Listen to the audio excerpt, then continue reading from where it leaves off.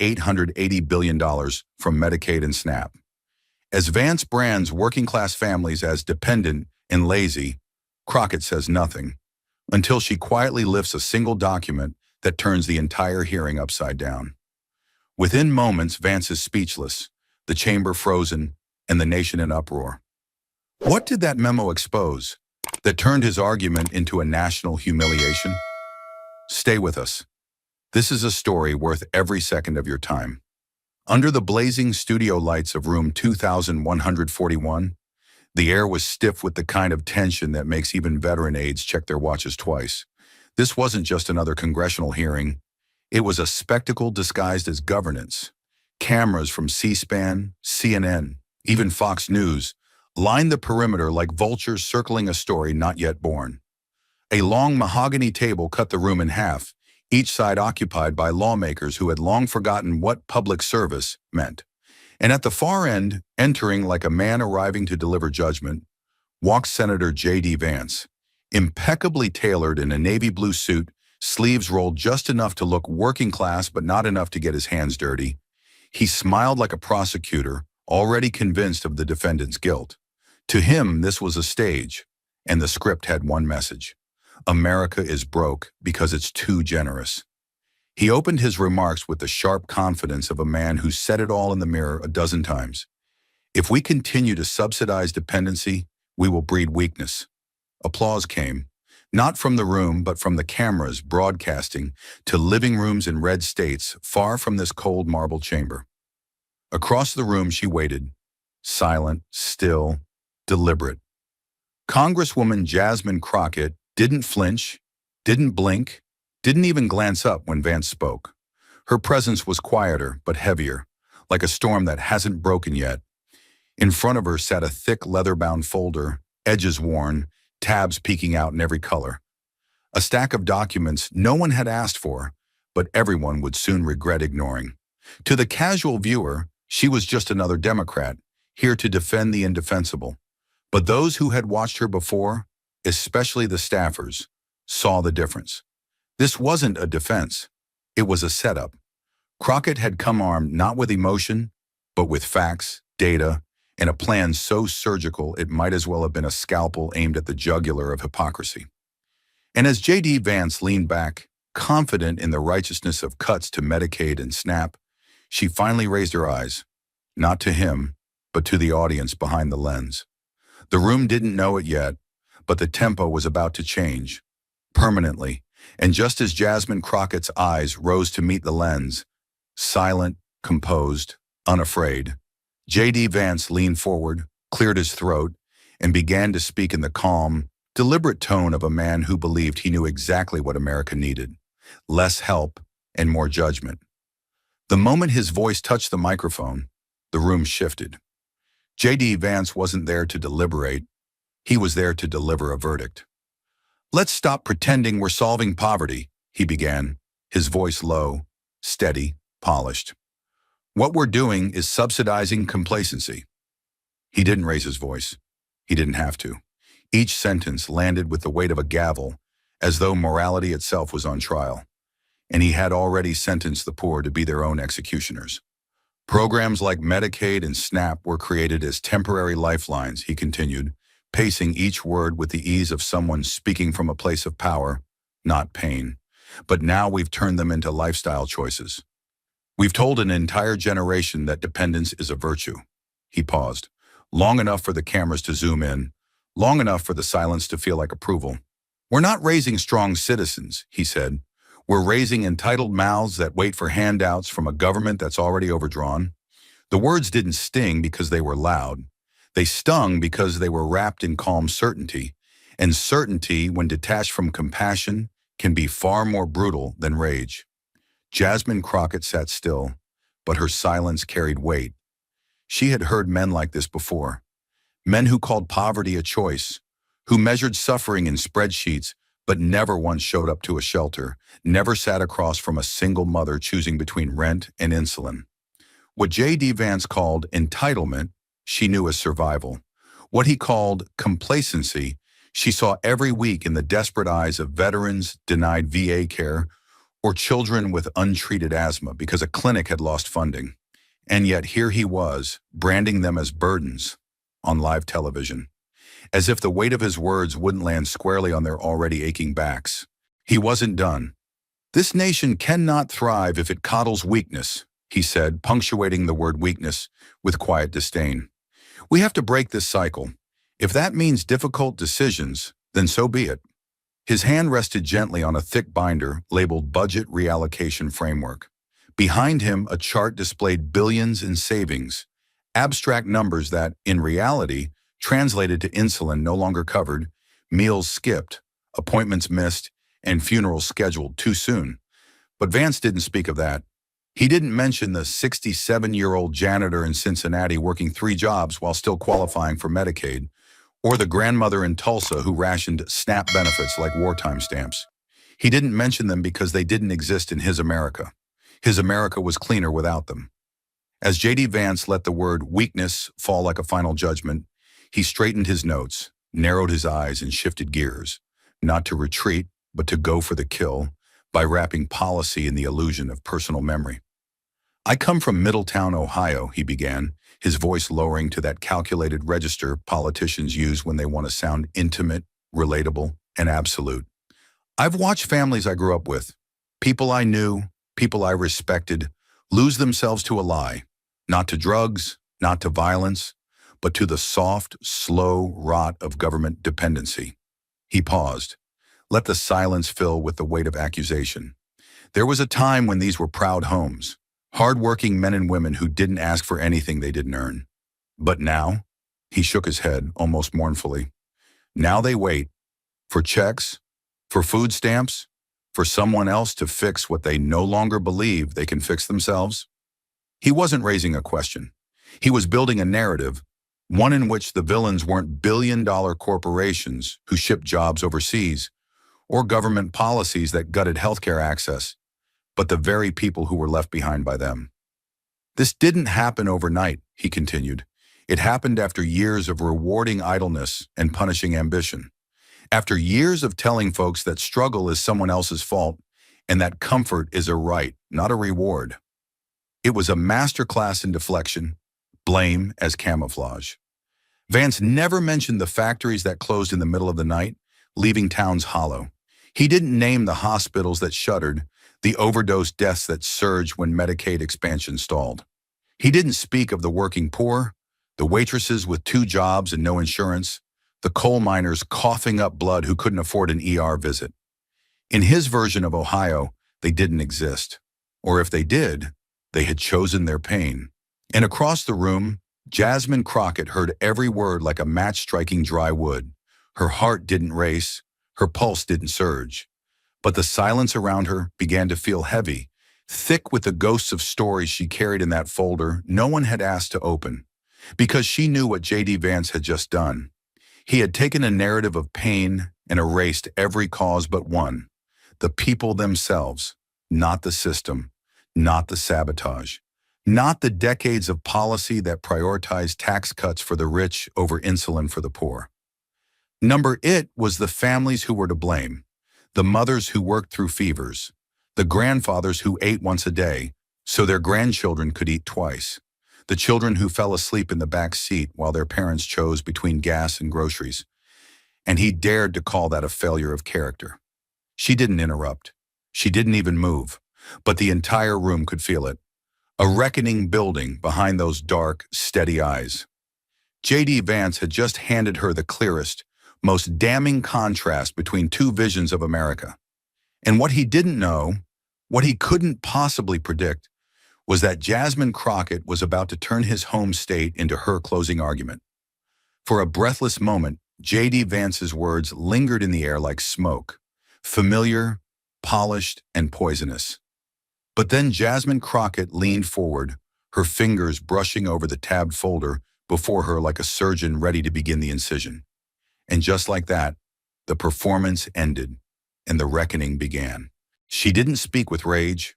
She spoke with precision, the kind that comes from having heard too many lies spoken calmly and too many truths ignored because they were inconvenient. "Senator Vance," she said, her voice firm but never loud, You've made your case. You've painted a picture of Ohio, but it's a portrait that conveniently leaves out 3 million people.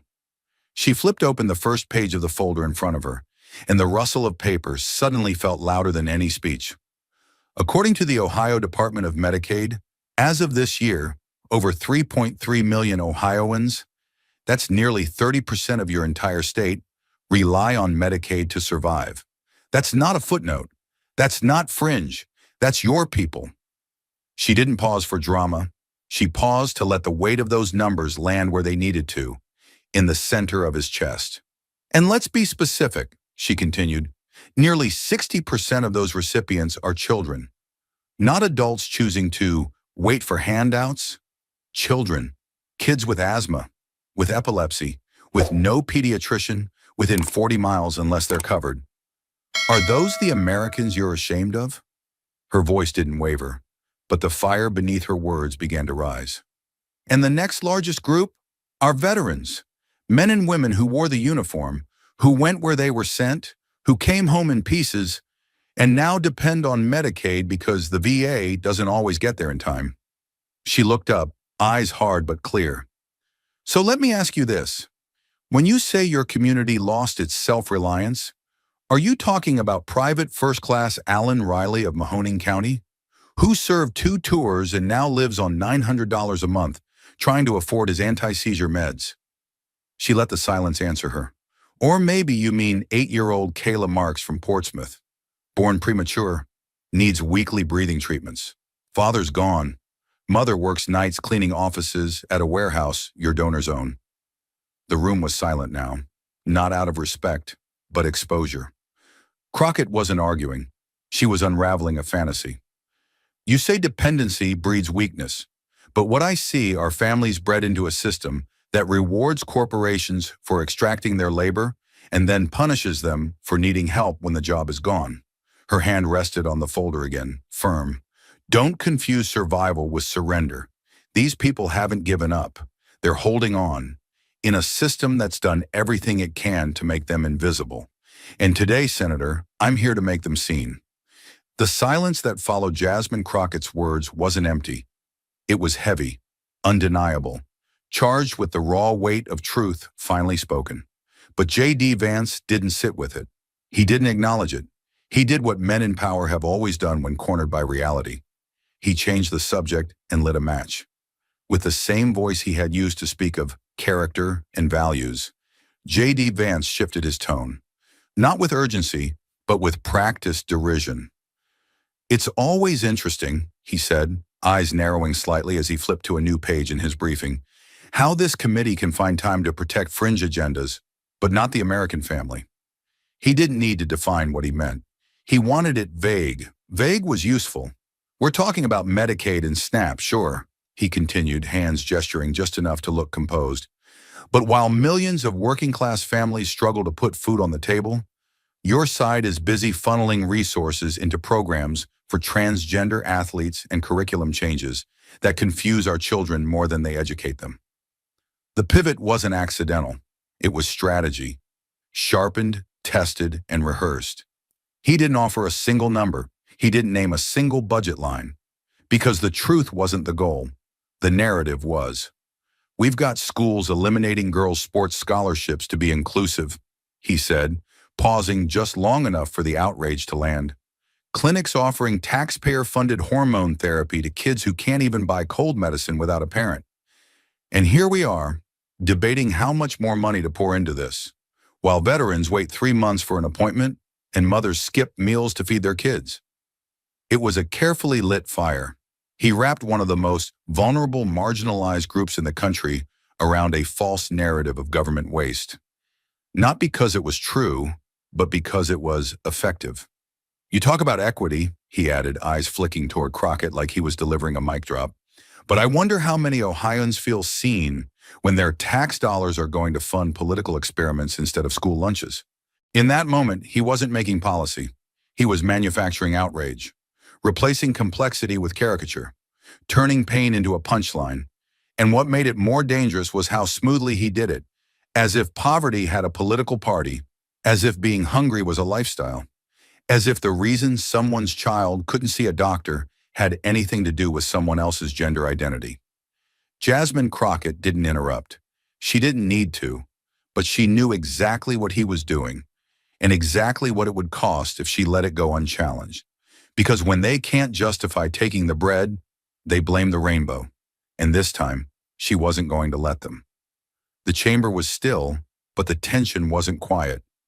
It was coiled. J.D. Vance had thrown his distraction like a flare into the sky, hoping the spectacle would blind the room to what came next. But Jasmine Crockett didn't follow the light. She followed the smoke, straight back to the fire he didn't want anyone to see. She didn't raise her voice. She didn't need to. Her restraint was its own kind of authority, composed, deliberate, and laced with something far more dangerous than outrage. Evidence.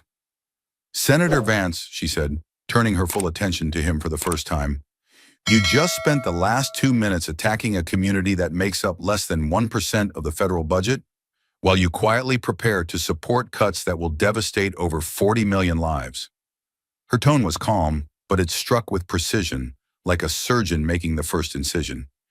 "You don't want to talk about the real issue because the real issue is this. You're about to vote to slash $880 billion from Medicaid. That's not a debate over policy. That's an act of abandonment." She opened the folder in front of her, and the sound of the paper unfolding was louder than any gavel. "So let me be very clear," she continued. "This isn't about woke spending. It's about you and this committee choosing to deflect from the cold reality of what your budget will do. You are willing to take health care from a child with leukemia so you can stand on a stage and complain about who's playing volleyball. You're cutting food assistance to seniors who fought in your wars, but somehow the enemy is a trans teen athlete in a public school district that gets zero federal dollars?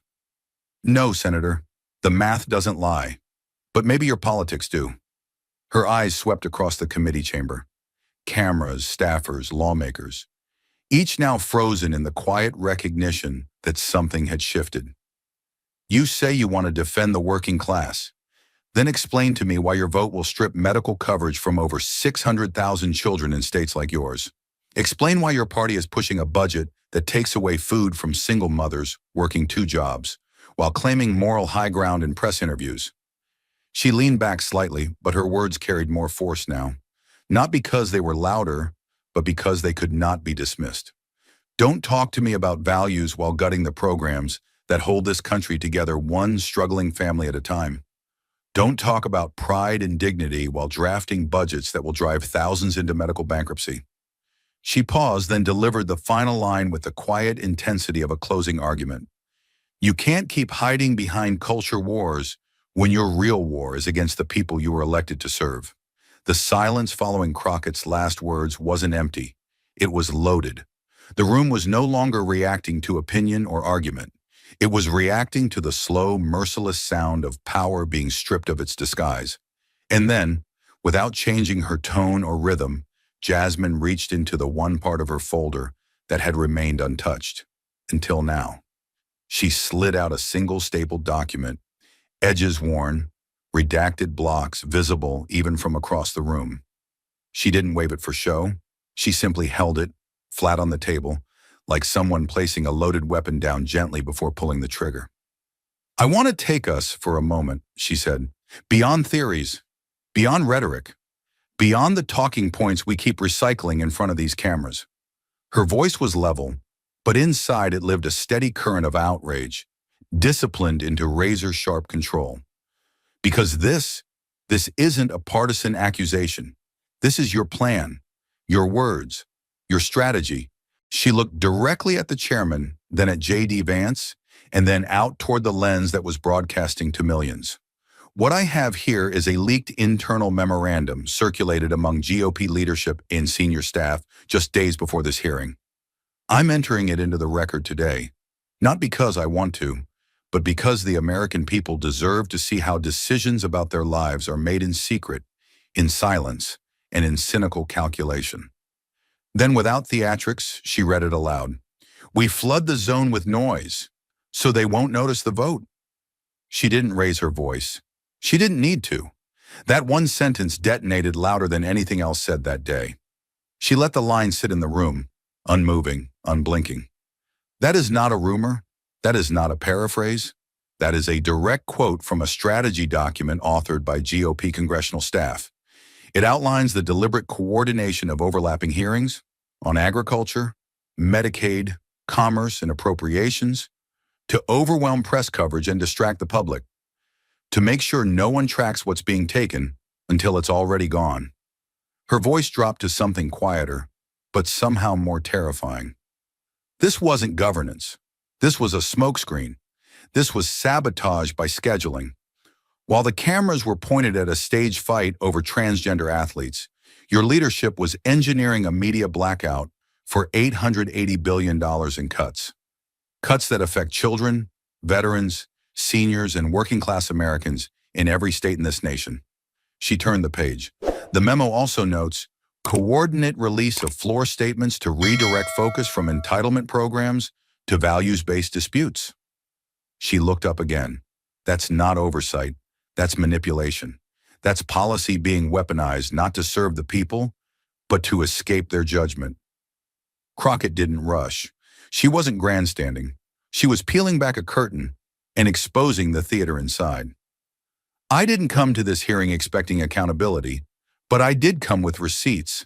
And if this body won't hold itself accountable, then the people watching at home will. She laid the memo down in front of her like a verdict, and for the first time all day, even J.D. Vance had nothing to say. The room had already heard the strategy. Now it would hear the cost. Jasmine Crockett wasn't there to win an argument. She was there to hold up a mirror. And when she spoke again, her words didn't just challenge policy. They exposed its victims, by name, by number, and by state. She didn't open another binder. She didn't need a visual aid. What she carried now was beyond paper. It was truth sharpened into numbers, and numbers sharpened into consequence. Let's stop hiding behind abstractions, she said, her voice calm but ringing with gravity. Let's stop pretending this is just about budgets and line items. In your state, Senator Vance, in Ohio, 298,000 children are currently covered by Medicaid who are now at risk of losing it under the proposed cuts you are actively supporting. She let that number sit in the room like a boulder dropped in still water. That's nearly 300,000 children who will wake up with coughs they can't treat, infections they can't see a doctor for, chronic conditions they'll carry into adulthood simply because someone in this room thought they didn't matter enough. She turned slowly, addressing the room. Not just him. That's not a partisan spin. That's your own state's reporting. Q1 2025, from the Ohio Medicaid dashboard, and across the river in Kentucky? She took one breath, measured, steady. Over 104,000 elderly residents will be impacted by cuts to SNAP. People who raised families, paid taxes, survived wars and recessions, now standing in food pantry lines, ashamed to say they can't afford a bag of oranges. Her words didn't land like talking points. They landed like eulogies, spoken in advance but inevitable if no one stopped what was coming. And J.D. Vance felt it, not the guilt, the corner. And so he lunged for the only escape most men in power reach for when accountability gets too close: deflection. That's rich, he snapped, leaning forward now, abandoning all pretense of calm. Coming from someone whose party has wasted trillions on failed programs, bureaucracies, and virtue signaling. You want to stand there and act like you've got the moral high ground, but the truth is, you're just as much a part of the problem. His voice rose not with strength but with frustration. You're not fighting for the poor. You're using them to score points, to go viral, to make your side look clean while mine gets painted as heartless. He waved a hand toward the press section. You didn't bring numbers. You brought a narrative, and it's built on your own hypocrisy. But she didn't interrupt. She didn't even shift in her seat, because the truth doesn't flinch when it's already been spoken. His words still echoed across the chamber, barbed accusations wrapped in polished rhetoric. But while J.D. Vance clung to deflection like a shield, Jasmine Crockett leaned into something far stronger. She didn't need to raise her voice. She had something no insult could compete with: the truth, carried in the handwriting and voice of people he had chosen to forget. She didn't speak right away. Instead, she reached forward, calm and deliberate, her fingertips brushing the edge of a stack of letters as if handling something sacred. The silence stretched, but not awkwardly, intentionally, like the inhale before a reckoning. Then, in a voice that was soft but undeniably firm, she said, "You call this performance, Senator, but what I brought with me today is not theater. It's testimony. And if you ever took the time to read your own mail, you'd recognize it." She lifted the top envelope. No printed return label, just a name scrawled in blue ink. She held it up without flourish, letting its ordinariness speak louder than any theatrics ever could. "This is from Lisa T., Portsmouth, Ohio, age 33, works 6 days a week at a roadside diner. She takes care of her mother, Gloria, who is 70 and diabetic. This woman wrote your office 3 times and never got a response. She wrote mine once, and I'm going to read it into the record, because her voice deserves the floor more than either of us." Jasmine opened the letter with steady hands. Her eyes didn't leave the page. "Dear Congressman or Congresswoman, I don't know if anyone ever reads these, but I have to try. I'm scared. If they cut Medicaid, my mom will die. She needs insulin every week. Right now we get it with help, but I already stretch the doses. I mix water in it sometimes. I know that's wrong. I know it's dangerous, but we can't afford more, and she won't go to the ER because of the bill. J.D. Vance keeps saying we need to be more self-reliant, but my mom doesn't choose to be sick. She can't make her own insulin. She's 70. She worked 39 years in a sewing factory. She didn't do anything wrong. She's just tired. Please help." Jasmine looked up, and for a moment, the room wasn't filled with partisans or policymakers. It was filled with the weight of one woman's quiet desperation, now made unignorable. "Lisa's mother didn't choose to get sick," Crockett said, placing the letter on the table like evidence at a trial. "She didn't choose to grow old in a country that calls her a burden for needing care. And Lisa didn't ask for your judgment, Senator. She asked for help, and you gave her silence."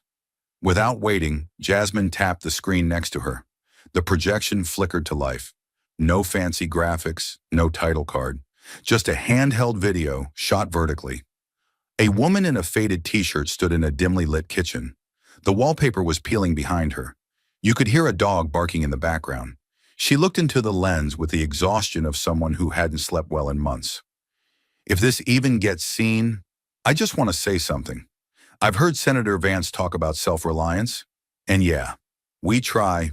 God knows I try. But my mom can't self-rely her pancreas into working again. She can't manifest insulin with willpower. We're not looking for handouts.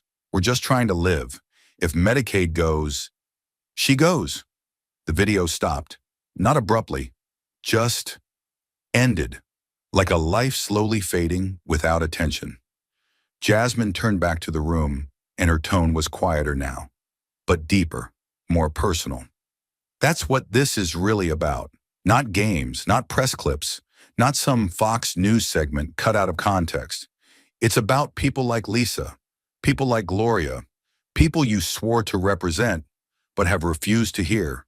Then for the first time, she looked directly and deliberately at J.D. Vance, not with venom, not with scorn, but with the solemn intensity of someone telling a man the truth about himself. "You call me a hypocrite? You say I'm grandstanding? No, Senator, I'm standing for them. Because you wouldn't. You didn't. You still won't." She gestured toward the letter again. "These voices came to your office first. You ignored them. I didn't." Her eyes didn't waver. "That's not political theater. That's what representation looks like." For a long beat, no one said a word. Not because they had nothing to add, but because there was nothing to refute. The letter was real. The voice was real. The silence from J.D. Vance's office, also real. And Jasmine, she didn't move. She didn't gloat. She didn't smile, because she understood something deeper than winning an argument. In that room at that moment, she wasn't speaking for herself. She was speaking for everyone who'd ever written a letter and been met with silence. Jasmine Crockett didn't gloat. She didn't move. She didn't need to. Her silence was louder than any rebuttal, and in that silence, as the last image of a trembling daughter faded from the screen, the room realized something that J.D. Vance had not. This wasn't politics anymore. It was witness. For a full 6 seconds, no one moved. Not a chair, not a paper, not a single sip of water. It was the kind of stillness that doesn't follow victory. It follows impact. Heavy, weighty, and irreversible. The lights above the hearing room buzzed faintly.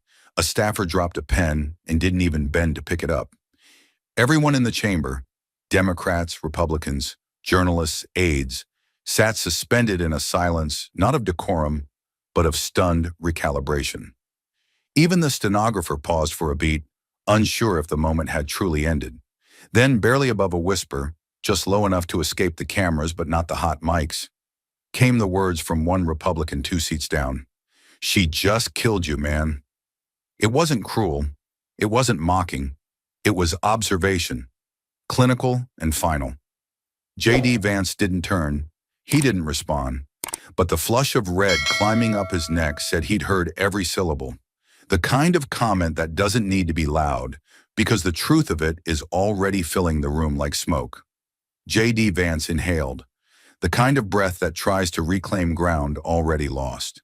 He adjusted his mic, pushed the button, and leaned forward, his voice slow and slightly hoarse. "I'd like to return briefly to the larger fiscal picture." The words were dead on arrival. No urgency, no momentum, just scaffolding where a position used to be. "While I respect the Congresswoman's passion, we can't ignore the fact that we are $34 trillion in debt. We have obligations not just to the vulnerable today, but to the taxpayers of tomorrow." He glanced sideways looking for nods. There were none. "And while the stories we heard are heartbreaking, we must remember that no system survives without accountability, without limits." His words dragged, not because they were wrong, but because they were small. After the voice of a daughter choosing between insulin and electricity, budget theory sounded like air escaping a tire. Numbers without names, debt without faces, and even the GOP side of the dais seemed to sense it. One congressman subtly checked his phone. Another shifted uncomfortably in his chair, pretending to organize papers that didn't need organizing. The room had turned, not politically, but emotionally, and J.D. Vance had no idea how to get it back. What he didn't realize, what no one in that moment could have fully grasped, was that outside that room, something else had already begun. The video, that quiet, shaky clip of Lisa from Ohio, had hit the congressional live stream less than 90 seconds earlier. And someone, likely a staffer, maybe a journalist, had clipped it and posted it with a simple caption. J.D. Vance says, "Be self-reliant." Lisa says her mother can't make insulin. Within 5 minutes, it had over 100,000 views. Within 10, hashtags like "Shaonar, Lisa deserves better," "Chana, insulin is life," and "Shaonar, she's not weak" began trending. Cable news producers scrambled. Phones buzzed in Capitol Hill elevators. Even in the overflow room outside, where interns and junior reporters crowded around monitors, the shift was palpable. The hearing had gone from C-SPAN background noise to national flashpoint. Back inside, J.D. Vance kept talking about long-term fiscal outlooks, about balancing compassion with sustainability. But it was like trying to read aloud from an economics textbook during a funeral. The air had already changed. The public, the press, and even some on his side of the aisle were no longer listening to him. They were listening past him, listening to Lisa, to her mother, to the voice Crockett had carried into the room and laid bare. And then, like a tremor running through the floorboards, came the texts, the whispered notes, the shifting postures, not among Democrats, but Republicans. 2 seats down, the same member who had whispered the fatal line now leaned toward a staffer and murmured, "We should have stopped this markup last week." Another, without breaking expression, jotted a short message on a folded slip of paper and passed it backward. It read, "We need to distance from Vance. The optics are nuclear." In that moment, J.D. Vance didn't just lose the room. He lost control of the narrative. And worse, he didn't know how to reclaim it. Because no policy language could compete with the image of a daughter rationing her mother's insulin. No chart could override a trembling voice saying, "She can't make her own insulin anymore." And no talking point could erase the knowledge that while he tried to redirect, someone else had chosen to represent. Across the table, Jasmine Crockett sat motionless. She hadn't spoken since reading the letter. She didn't need to. She had delivered the moment. She had become the moment. And even those who didn't want to admit it, even those who would later try to spin it differently in interviews, knew what had happened in that chamber. This wasn't a win. It was a revelation. She didn't destroy J.D. Vance with insults. She didn't crush him with a viral zinger or a clever phrase for cable news. She dismantled his entire argument, piece by piece, and then replaced it with something undeniable. A face, a voice, a life. And when the dust settled and the political theater resumed in the days ahead, no one would remember the fiscal theory. No one would quote the budget tables, but everyone would remember Lisa and the silence that followed her voice. Outside the hearing room, the halls of Congress pulsed with urgency. Inside, the wreckage of J.D. Vance's credibility still hung in the air. But it wasn't until Jasmine Crockett slowly lifted a single sheet of paper, a gesture so simple it might have gone unnoticed, that the entire country took its next breath together. And what came next didn't belong to any party, any bill, or any narrative. It belonged to the people. The paper was stark white. No bold headlines, no flashy formatting, just one line written in thick black marker. $6 a day. Could you survive? Crockett held it up with both hands, steady and unapologetic. Cameras caught it instantly. C-SPAN, MSNBC, even a few stunned Fox affiliates. In an age where images often speak louder than speeches, this was not a prop. It was a challenge. She didn't say the line with anger. She asked it like a prosecutor speaking directly to the jury. And in that moment, the courtroom wasn't just the chamber. It was every kitchen, clinic, and corner store in America. $6 a day, she repeated, her voice firm, raw, and coldly direct. That's what this budget gives the average SNAP recipient. That's your plan for working families. That's your answer to poverty. She let the question hang, unanswered, because no one dared try. The clip hit the internet before the hearing even adjourned. A junior staffer live streaming from the back row uploaded it to X within 60 seconds. By the time Jasmine returned to her office, it had already been viewed 1.4 million times. 30 minutes later, it was being rebroadcast on primetime cable with banners that read, $6 question stuns Congress and Crockett calls out Vance on snap cuts. The hashtags followed like aftershocks. Jasmine, starving budget, Jasmine, $6 question, and the most viral of all, Crockett receipts. Twitter threads exploded. TikTok creators stitched her moment with stories of their own food insecurity. Instagram flooded with graphics, photos of groceries worth $6, half a loaf of bread, a gallon of milk, one frozen dinner, captioned, "Your government thinks this is enough." The rage wasn't partisan, it was visceral. Conservatives who'd long felt abandoned by elites found themselves quietly nodding. Independents reposted the clip not with commentary, but with confessions. "I've been living on $6 a day for years. It's not politics, it's real." Progressives embraced the moment as a rare fusion of righteous anger and undeniable math. For once, a congressional soundbite didn't feel like spin. It felt like justice with a barcode. And J.D. Vance? He became the eye of the storm. Every effort to deflect or downplay was too little, too late. His office issued a flat, one-line press release hours later. Senator Vance supports responsible budgeting to preserve future opportunity. But the press didn't want boilerplate. They wanted answers. Constituents flooded his voicemail. Calls from media outlets were ignored. And then came the protests. Small at first, a group of 5 retirees outside his Cincinnati field office, holding signs that read, "We can't eat rhetoric." Then more. A mother from Dayton went viral confronting a staffer in the lobby with a grocery receipt and an EBT card shouting, "Tell him this isn't a prop. It's dinner." The fallout didn't stop at optics. Town halls turned hostile. One Republican voter, a retired coal miner from southeastern Ohio, stood up during a Q&A and said, "You told us to be proud." I was. "You told us to be tough." We are. But now you're telling us to be invisible. His voice cracked, but his words were like steel. You had a choice between defending your party and defending your people. You chose wrong. By the second day, Crockett's clip had become a reference point in nearly every major policy conversation. Editorials titled $6, the number that broke the budget debate, appeared in The Atlantic, The New York Times, and even conservative outlets like the National Review, though the latter tried to reframe it as a call for private charity over government programs. The meme economy exploded. What can J.D. Vance buy for $6? Trended for 12 straight hours. Answer: not dignity, not insulin, not silence. Meanwhile, Jasmine Crockett did not gloat. She did not hold a press conference. She didn't need to. The moment wasn't about her. She gave no victory lap quotes, no self-congratulatory statements. Instead, she quietly directed her team to gather more constituent letters, not from her district, but from Ohio. She had them printed, annotated, and scheduled for delivery to Vance's office by the end of the week.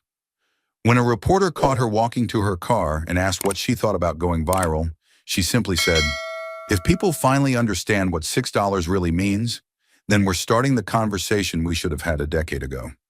In private, even senior members of the GOP acknowledged the damage. One aide, speaking anonymously to Politico, said, "It's hard to walk back from a moment that real. She made it personal, not political, and he walked right into it." Committee leadership debated whether to delay the final markup. Fox hosts scrambled to pivot the conversation back to border security and elite liberal agendas, but even they couldn't ignore the math. By day 3, Vance's office released a longer statement attempting to clarify his stance.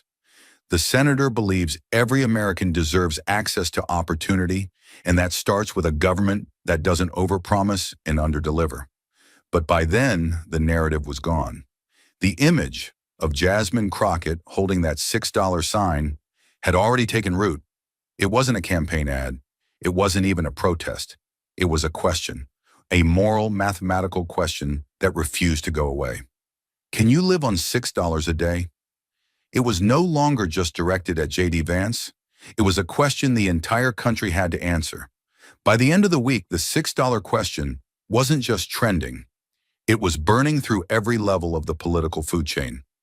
And what began as a viral clip had now crossed the threshold into something far more dangerous for J.D. Vance. Real-world backlash from the very people whose loyalty he had long taken for granted. It started with a letter, not from a senator or a think tank, but from a mayor. Small town, southern Ohio, population just under 12,000. Mayor Ruth Delgado of Meigs County, a registered Republican, a mother of 3, a widow. Her letter was typed in 12-point Times New Roman, but the words felt like they were carved in stone. "Senator Vance," it began, "I supported your campaign because you said you understood Ohio, because you said you came from us. But I now question whether you remember where you came from at all." She cited the Medicaid enrollment in her county, over 41% of children, 27% of adults, and nearly 60% of residents over 65. Cutting that support, she wrote, isn't policy, it's abandonment. The next day, 4 more mayors signed on, then 12. By the end of the week, over 20 municipal leaders from Rust Belt towns, riverfront communities, farming counties, had drafted a joint statement demanding an explanation for Vance's hostile indifference toward the most vulnerable citizens of the state he claims to represent. It wasn't partisan, it was local, and it was devastating. One mayor wrote, "You talk about balance sheets. We talk about people with missing teeth who haven't seen a dentist in 6 years, and now they may never again." They sent it to his D.C. office, his field office, and the editorial pages of the Columbus Dispatch, and the paper ran it front page. Beneath a single stark headline, "The math doesn't feed us." But the moment the backlash crossed from civic to personal was when Sergeant David Whitlow stepped in front of a mic. It was an unassuming press conference. Folding chairs, a single local station, 2 reporters, held outside the VA clinic in Chillicothe. Whitlow was 62, Army, Gulf War, 2 service medals, back injury, blood pressure issues, a prosthetic knee. He leaned against a cane and wore a faded ball cap with "Ohio Veteran" stitched across the front. His voice was calm but clenched, like every word was being forced out of something deeper than anger. something close to betrayal. "I'm not a political man," he began, eyes scanning the small group before him. "I don't have a PAC. I don't have a Twitter." He held up his phone, a cracked flip model. "I don't go viral, but I served, I sacrificed, I followed orders, and I came home and tried to live the rest of my life with dignity." He paused. "And now, I'm hearing that Senator Vance wants to promote self-reliance by cutting Medicaid, and by extension, the community programs tied to our VA partnerships." He shifted his weight on the cane. "Let me tell you something, Senator. If you want me to be self-reliant, fine. But don't cut my care and then call me weak for needing it." One reporter asked if he'd ever received a response from Vance's office. Whitlow laughed, short, bitter. "I sent a letter 6 months ago, asking for support for mobile VA clinics in Appalachia. I got a thank you postcard with no return name." He held it up. "Here it is. That's what veterans are worth now?" His voice cracked, but he steadied himself. "I can handle pain, but what I can't handle is being discarded. What I can't handle is a man using my struggle to justify cuts he wouldn't survive for a week." Then, without raising his voice, he delivered the line that would echo through local headlines for days. "If J.D. Vance thinks cutting my VA coverage makes me stronger, then he never had any business calling himself one of us." That clip, much like Crockett's, spread far beyond its intended audience. Stars and Stripes picked it up. So did Military Times. Retired generals started reposting it on social media. And veterans across the political spectrum, Trump voters, Biden voters, lifelong independents, began calling into local radio shows with fury. One former Marine said, "I didn't crawl through desert sand for a senator to turn around and tell me my back injury is just a line item." Another said simply, "I want my vote back." Inside Capitol Hill, the tremors were impossible to ignore. Aides began whispering about constituent call logs exploding. Even Republican colleagues began to create space, not publicly, but tactically. One senior senator, caught off mic after a lunch meeting, reportedly said, "He needs to get ahead of this, or it's going to bury him." J.D. Vance, for his part, tried. He issued a late-night press release titled, "Clarifying My Commitment to Veterans and Fiscal Sustainability." It was 6 paragraphs long and said nothing of substance. The following morning, Whitlow responded on local radio. "If he has to clarify that he cares," he said, "then maybe he didn't care in the first place." By week's end, Vance's approval rating in rural districts had dropped 12 points. But the deeper wound wasn't in the polling. It was in the tone. The shift in how people spoke about him. It wasn't disappointment, it was disownment. He said he was one of us, Mayor Delgado told NBC4 Columbus, but when it came time to protect us, he disappeared. And through it all, Jasmine Crockett remained silent. She issued no statement. She took no victory lap. She didn't need to. The story was no longer about her. It was about the Ohioans whose voices had finally broken through, and the senator who was too late to listen. By the time Friday morning dawned over Washington, it was no longer a question of whether J.D. Vance could survive the backlash. It was how much of his reputation he'd lose before the political machine turned him into collateral damage. But behind closed doors, another question had begun to surface. Was the budget worth pushing at all, if it came at the cost of exposing the party's own fracture lines? The news broke quietly at first, buried in a mid-morning memo circulated among House and Senate leadership staffers. But it didn't stay quiet for long. A scheduled markup on the budget reconciliation bill, the same one housing the proposed Medicaid and SNAP cuts, was officially postponed until further notice. No explanation, no press release, just 3 words in bold: indefinitely delayed. The move sent shockwaves through the Capitol. Journalists scrambled. Financial analysts updated forecasts. But inside the hearing chambers, among the very lawmakers who had defended the cuts just days earlier, the message was clear. They blinked. What Crockett had unleashed wasn't a scandal. It was a reckoning, and leadership wasn't about to go down with J.D. Vance chained to their ankles. The optics were toxic. The grassroots response had metastasized into something even their most seasoned media teams couldn't control. So they pulled the bill. Not because they wanted to, but because they had to. The storm she stirred was too big to outrun. And J.D. Vance, he was no longer just wounded, he was exposed. Overnight, whispers turned into challenges. A well-known Republican congressman from Pennsylvania went live on cable news to say, "We need voices that don't just talk about the working class, but understand how to protect them." Everyone knew who he was talking about. Within 24 hours, two more potential challengers, one from the Ohio State House, another from the Senate Freedom Caucus, leaked rumors of exploratory committees. Vance's name, once floated as a future presidential hopeful, was now being paired with phrases like weak under pressure and unable to defend policy under fire. One GOP strategist put it bluntly on background. He had the narrative, he had the numbers, and he still lost. Not because she outshouted him, but because she showed receipts he never saw coming. Through it all, Jasmine Crockett said nothing. She didn't gloat. She didn't schedule a victory lap. But when the floor reopened the following week for closing statements, she rose from her seat with the calm authority of someone who had nothing left to prove, and yet everything left to say. The chamber, once hostile, now sat in silence. No jeers, no interruptions. Even those who disagreed with her were too politically bruised to provoke her again. She spoke without notes, her voice low and firm, every syllable deliberate, like a judge handing down a final sentence after a long trial.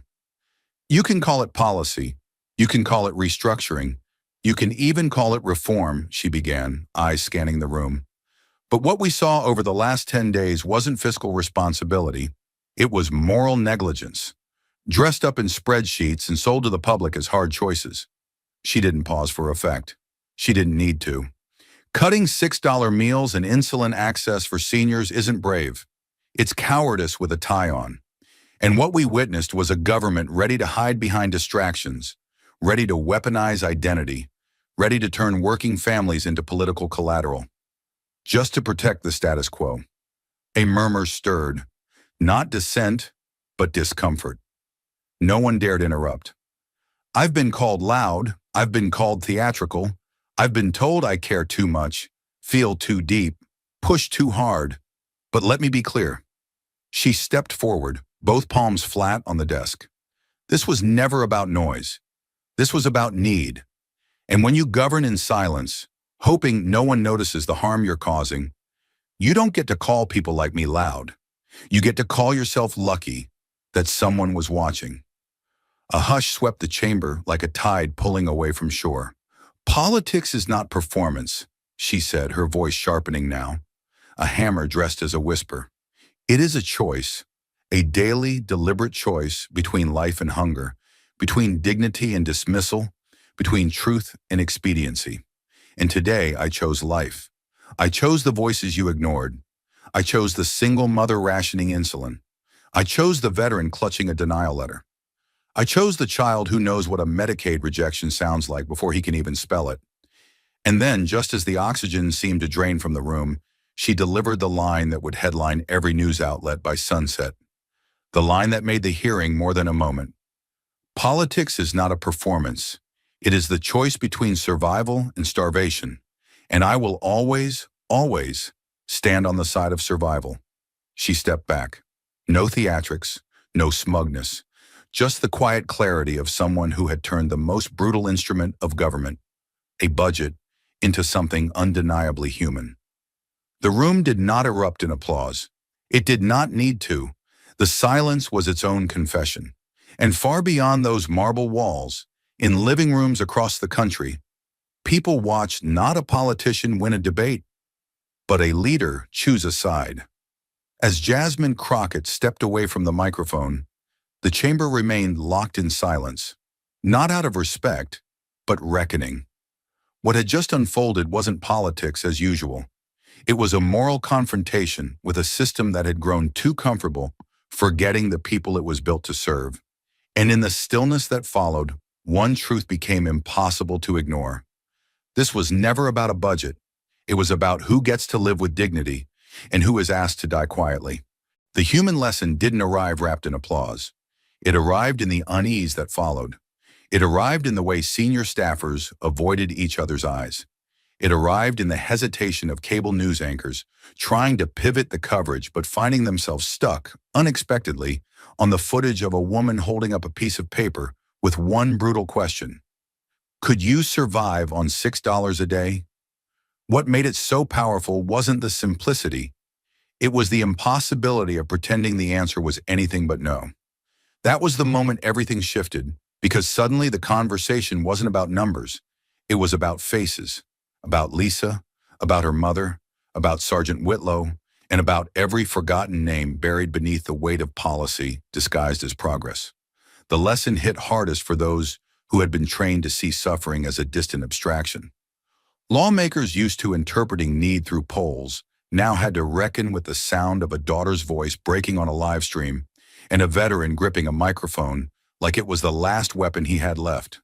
The hearings had been meant to reaffirm control, to bury the budget behind culture wars and scripted outrage, but Jasmine Crockett changed the rules. She made the numbers bleed. She made silence echo louder than spin. And in doing so, she didn't just dismantle a bill, she forced the nation to remember what government is supposed to mean. At its core, the lesson was devastatingly simple. A nation that measures its worth by how little it gives to the weakest among it will always be starving something inside itself. You can call it fiscal responsibility. You can call it restraint. But if the cost of that responsibility is letting a 70-year-old woman die from lack of insulin, or forcing a child to endure seizures because a clinic closed down, then the moral center of that budget is already bankrupt. What Crockett reminded the country, through data, testimony, and unshakable clarity, is that numbers are never neutral. They are decisions, they are consequences, and they either serve the people or they bury them. There was a reason her words refused to fade. They carried the kind of truth that made people uncomfortable, not because it was radical, but because it was real. The six-figure wasn't fiction. It was policy. It was lived reality for millions. And for too long, those millions had been asked to feel ashamed for their hunger, for their illness, for their survival. The system labeled them as drains, as dependents, as costs to be trimmed. But Jasmine forced a reframe. What if dignity wasn't a luxury? What if survival wasn't something people had to earn? What if being poor wasn't a character flaw, but abandoning the poor was? And that's where the true human lesson came into sharp focus. Power isn't neutral, it's directional. It either bends toward justice or it strangles it quietly while no one watches. J.D. Vance had chosen the latter, cloaking harm in economic theory, dressing cruelty in patriotic language. But Crockett exposed it for what it was, theater. Theater with a body count. And in its place, she gave the nation something far rarer, a moment of moral clarity in a building built to avoid it. The lesson wasn't just for politicians. It was for voters, for citizens, for anyone who had ever believed that suffering belonged to someone else's zip code. The hearings made it impossible to ignore the proximity of that pain. The daughter in Portsmouth could have been yours. The veteran in Chillicothe could have been your uncle. The woman rationing her medication? Your mother. That's what made Crockett's fight so urgent. Because it wasn't about winning, it was about reminding America of what it should never have forgotten. We are measured not by how we treat the strong, but by how we care for the vulnerable. The truth was brutal. It always is. And Crockett didn't try to soften it. She didn't sell hope wrapped in empty words. She showed the damage. She showed the receipts. And then she asked the question that shattered every deflection J.D. Vance could muster. What side are you on? Not Democrat or Republican, not progressive or conservative, just human. Because in the end, when you strip away the banners and the branding, every vote comes down to one thing.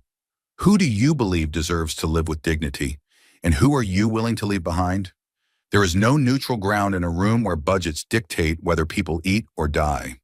There is no middle path when the policy on paper translates to a grave for someone too poor to fight back. That's what Jasmine Crockett taught the country, whether it was ready to hear it or not. That leadership is not about sound bites or seats at the table. It's about standing up when the cost of staying seated is someone else's suffering. And maybe the cruelest truth of all, the one buried beneath the spreadsheets and press releases, was this. The people hurt most by these cuts were the same people told they should be proud of their pain, told to wear their poverty like a badge of resilience, told to bootstrap their way out of broken systems, told to suffer silently because real Americans don't complain. But Crockett shattered that lie. She gave them voice. And by doing so, gave the rest of the country a choice it could no longer pretend didn't exist. In the end, the human lesson was not complicated. It was haunting in its simplicity. To govern is to choose. And when you choose cuts over care, silence over truth, cruelty over courage, the real deficit isn't in the budget, it's in the soul. The truth had been spoken, the silence had been broken, and the mask of fiscal morality had been torn clean off. But Jasmine Crockett knew one thing better than most. The truth alone is never enough. Not in Washington, not in America. It had to be followed by action, or else the system would bury it like it buried everything else it feared. She stepped back into the hallway after the hearing, her heart still steady, her mind still ablaze. The walls were quieter now, but not empty. Reporters lingered at the periphery, eyes fixed on their phones, capturing the next ripple from the moment that had already gone seismic. But Jasmine didn't look for cameras. She looked past them, toward the millions watching, not from press booths but from kitchen tables, worn hospital waiting rooms, and late-night shifts in grocery store stockrooms. And when she spoke again, it wasn't for the chamber, it was for them. "Don't wait for permission," she said. "They're counting on you to be tired. They're counting on you to feel small. They're counting on you to forget what it felt like the first time someone told you survival was a luxury you couldn't afford." She held the microphone like a torch, not a podium accessory. But here's the thing. Your voice doesn't need a title. It doesn't need a committee seat. It doesn't need to go viral.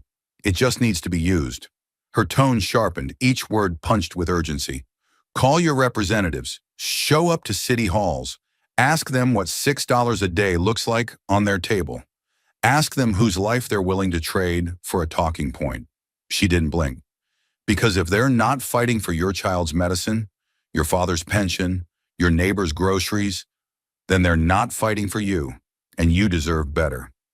The call to action wasn't theatrical, it was personal, it was raw, and it was righteous. Because Crockett knew the truth. Injustice doesn't just sustain itself through violence, it sustains itself through distraction, exhaustion, and silence. And silence is what she was here to break. Thank you for watching until this moment and for standing with us on this journey for justice. Your support means everything. Like, subscribe, and turn on notifications so you never miss what's next. And we'd love to hear your thoughts. Leave a comment below and let us know what moved you most in this story.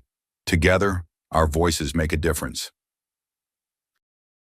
Live from Washington, D.C., in front of millions, Jasmine Crockett rises to speak the truth, only to be ambushed by Candace Owens, who mocks her as nothing more than a puppet for white liberals. But within minutes, Jasmine unleashes explosive evidence that turns Candace's attack into a national disgrace. And in real time, Candace Owens watches her empire collapse. But what did Jasmine reveal that forced even Candace Owens into silence? Stay with us. This is a story worth every second of your time. Under the glare of overhead lights and with a wall of cameras aimed at the podium, the Walter E. Washington Convention Center pulsed with political tension.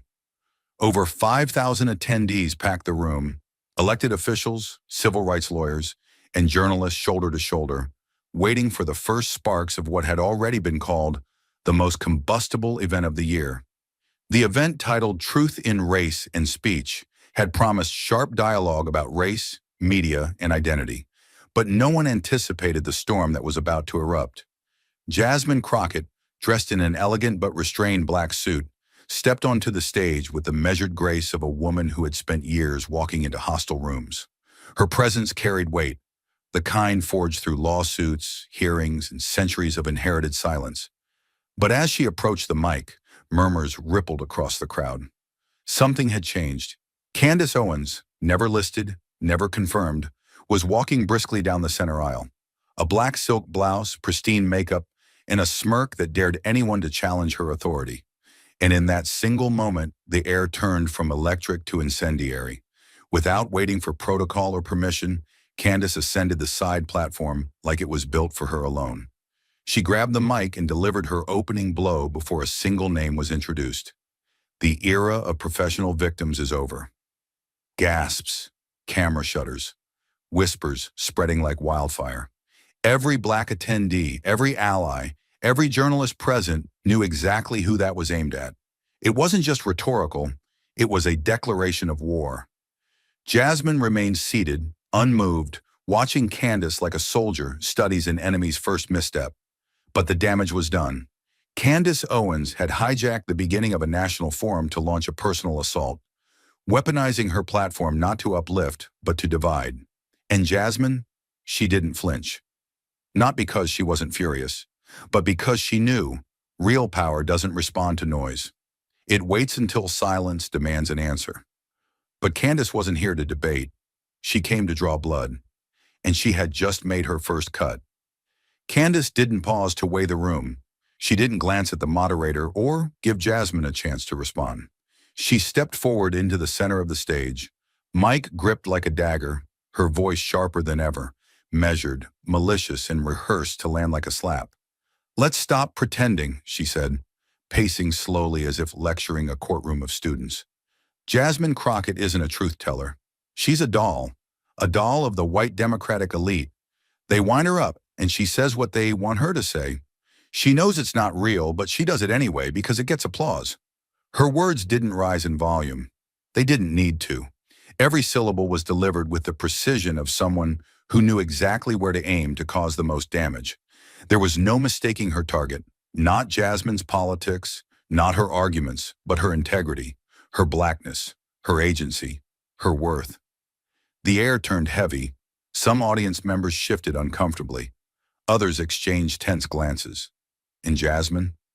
She sat completely still, not because she didn't hear it, but because she had heard versions of it her entire life. Sometimes whispered, sometimes shouted, but always carrying the same poison.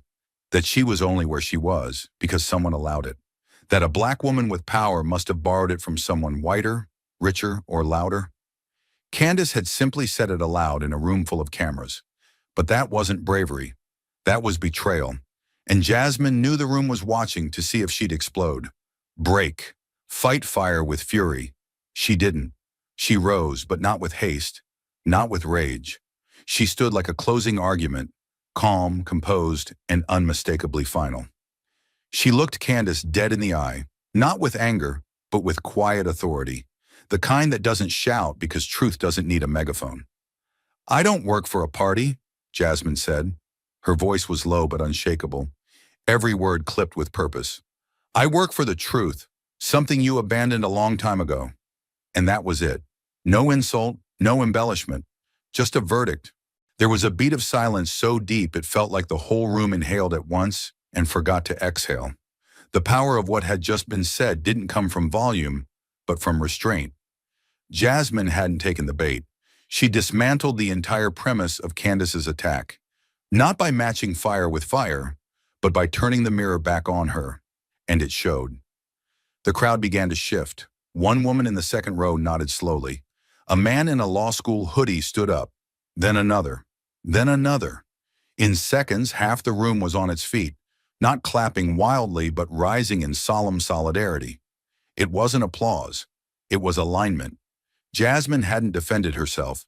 She had exposed something deeper. The exhaustion of constantly proving one's value to people committed to misunderstanding you. And in that moment, she didn't just win the room. She reclaimed something far more powerful: respect. But Jasmine Crockett hadn't come to exchange insults.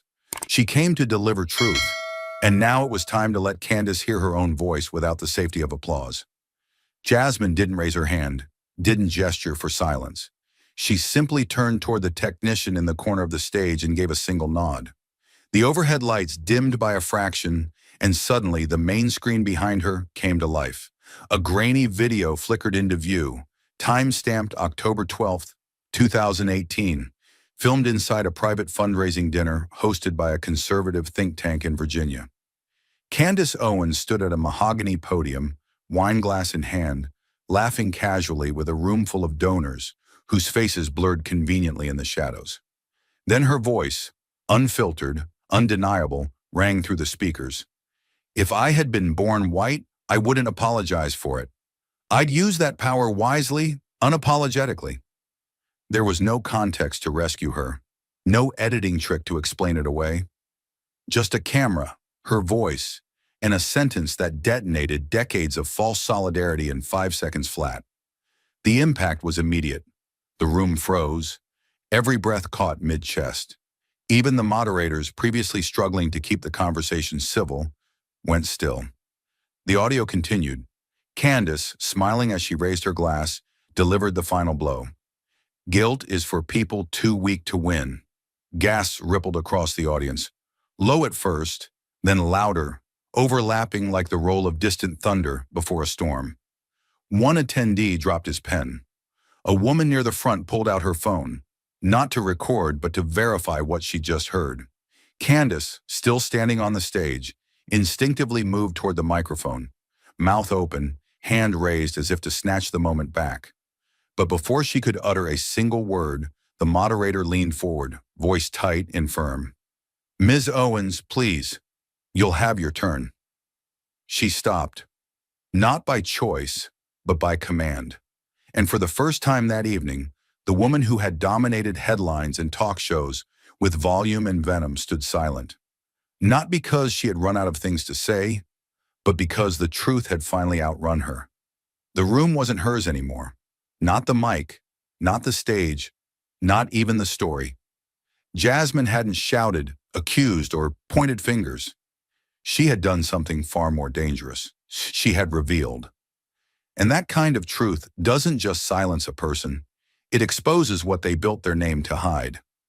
Candace's eyes darted across the crowd, scanning for a lifeline, maybe a smirk of support, a nod from an ally. But what she found were stares, cold, calculating, curious. The kind of looks that don't just judge, they reassess. Jasmine stood still, hands folded in front of her, not gloating, not smiling. Her posture said everything. You told on yourself. I just pressed play. The tension hung like static electricity, ready to snap. And while Candace wrestled with a rebuttal that might never come, Jasmine leaned back from the podium, letting the silence devour the moment. In that stillness, the hierarchy shifted. This wasn't a debate anymore. It was an unmasking, and the entire room was watching the mask fall, piece by calculated piece. The video had left cracks, visible, undeniable, but Jasmine wasn't finished. What came next wouldn't just shake Candace's image. It would shake her foundation. With the room still stunned and the last echoes of Candace's 2018 words hanging in the air, Jasmine calmly stepped forward once more. She didn't raise her voice. She didn't need to. There was a different kind of power in her now, controlled, sharpened, surgical. From the folder she had brought to the podium, she removed a thick stack of printed documents and held it up for the cameras to see. This, she began, her tone steady, is the independent audit report of the Blexit Foundation, commissioned last year by a nonpartisan watchdog organization. Murmurs rippled across the crowd, curious and wary. Jasmine tapped the first page, then directed the technician to project the key findings on the screen behind her. The words appeared in bold white on black. $517,842 in expenditures unaccounted for due to missing or incomplete documentation. Gasps followed, not theatrical, but involuntary. The kind that happens when a mask isn't just lifted, but shredded. She paused just long enough for the weight of the number to settle, then turned to the next slide. A scanned resignation letter from the lead auditor, signed and dated. Jasmine read the last line aloud, each syllable deliberate. Due to lack of access to verifiable financial records, I cannot, in good conscience, certify the integrity of this organization's data. That sentence didn't hit like an accusation. It hit like a verdict. Cold, clinical, final. Jasmine lowered the paper and looked back at the audience, not with triumph, but with clarity. This isn't political, she said. This is arithmetic. This is accountability. The crowd wasn't clapping yet. They weren't sure if they were allowed to, but eyes were widening, phones were rising, and somewhere off stage, A producer was already cutting clips for primetime news. Candace stood frozen, her posture still tall, but her face couldn't keep up. The smirk was gone, replaced by a flicker of calculation, like someone mentally scanning every financial file they thought would never see daylight. She took half a step toward the mic, but stopped herself. Jasmine hadn't just revealed financial inconsistencies. She had exposed the structure of a story that Candace had sold as empowerment, but now smelled unmistakably like exploitation. Jasmine continued, flipping to a pie chart that broke down donor allocations versus verified outreach programs. It was damning. Nearly 40% of the funds labeled community education were redirected to private events, including luxury venues, personal security, and undisclosed consulting. One entry was simply labeled Media Opportunity Enhancement. Jasmine didn't even need to explain. The evidence was speaking for itself. What made the moment even more powerful was Jasmine's restraint. No gloating, no performance. She let the data carry the indictment. The numbers weren't partisan. The missing money wasn't theoretical. And the auditor's resignation was a blade of truth Candace couldn't dull with charisma or commentary. The camera zoomed in on her face, and for a brief, unguarded second, the crowd saw what she didn't want them to. Fear, not panic, not outrage. Fear. The kind that only comes when the lie is no longer yours to control. Jasmine turned one last page and looked up. When you speak for a community, you're not just responsible for your words. You're responsible for every dollar they trusted you with. And just like that, she stepped back. The screen went dark. The silence returned. But this time it belonged to Jasmine. But missing dollars were only the beginning. What Jasmine revealed next didn't just question Candace's leadership. It called into doubt the morality behind her entire movement. Jasmine's fingers moved slowly across the final set of documents, like a surgeon preparing for the most delicate incision. The room was silent again, not from politeness, but anticipation. Multiple former staff members of the Blexit Foundation, she began, have come forward with sworn statements. She didn't need to raise her voice. She just needed to say the next sentence. And she did. They allege they were pressured to sign NDAs, non-disclosure agreements, upon resignation, many under threat of lost wages or retaliation. A wave of shocked whispers rolled across the audience like a slow-moving fire. Jasmine clicked the remote in her hand, and a new slide appeared. Each quote typed in bold white letters on black background, faceless but deeply human. One read, "I was told if I spoke about where the money went, I'd never work in this city again." Another, "I didn't know what I was signing. They said it was standard exit paperwork, but it was a silence contract."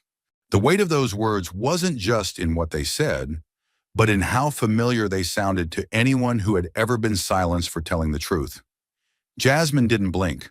She turned the page and read from a deposition.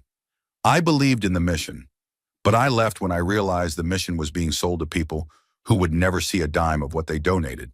The camera feed jumped, automatically zooming in on Candace Owens's face. Every lens turned in unison, as if pulled by gravity. The lighting, once flattering, now cast her in harsh shadow. Her jaw tightened, her eyes darted. And for the first time that night, Candace didn't look like the woman in control. She looked like the woman being questioned. Jasmine lowered the page slowly, letting the silence punctuate each syllable like a final warning. "You don't gag people who work in truth," she said, her tone now edged with steel. "You gag people when you're hiding something." There was no cheer, no applause, just stillness. The kind of stillness that made you forget you were in a room full of people, because all you could hear was the sound of trust breaking. And Candace, she didn't speak. She didn't move. Because in that moment, every camera in the room was asking her a question she couldn't afford to answer. "What are you so afraid they'll say?" Jasmine stepped back from the mic, the slide still glowing behind her. The quotes frozen like courtroom testimony broadcast to a nation already forming its own verdict. The moment wasn't loud. It didn't have to be. It was devastating in its precision, an unspoken acknowledgement that behind the branded slogans and polished optics was a reality far uglier.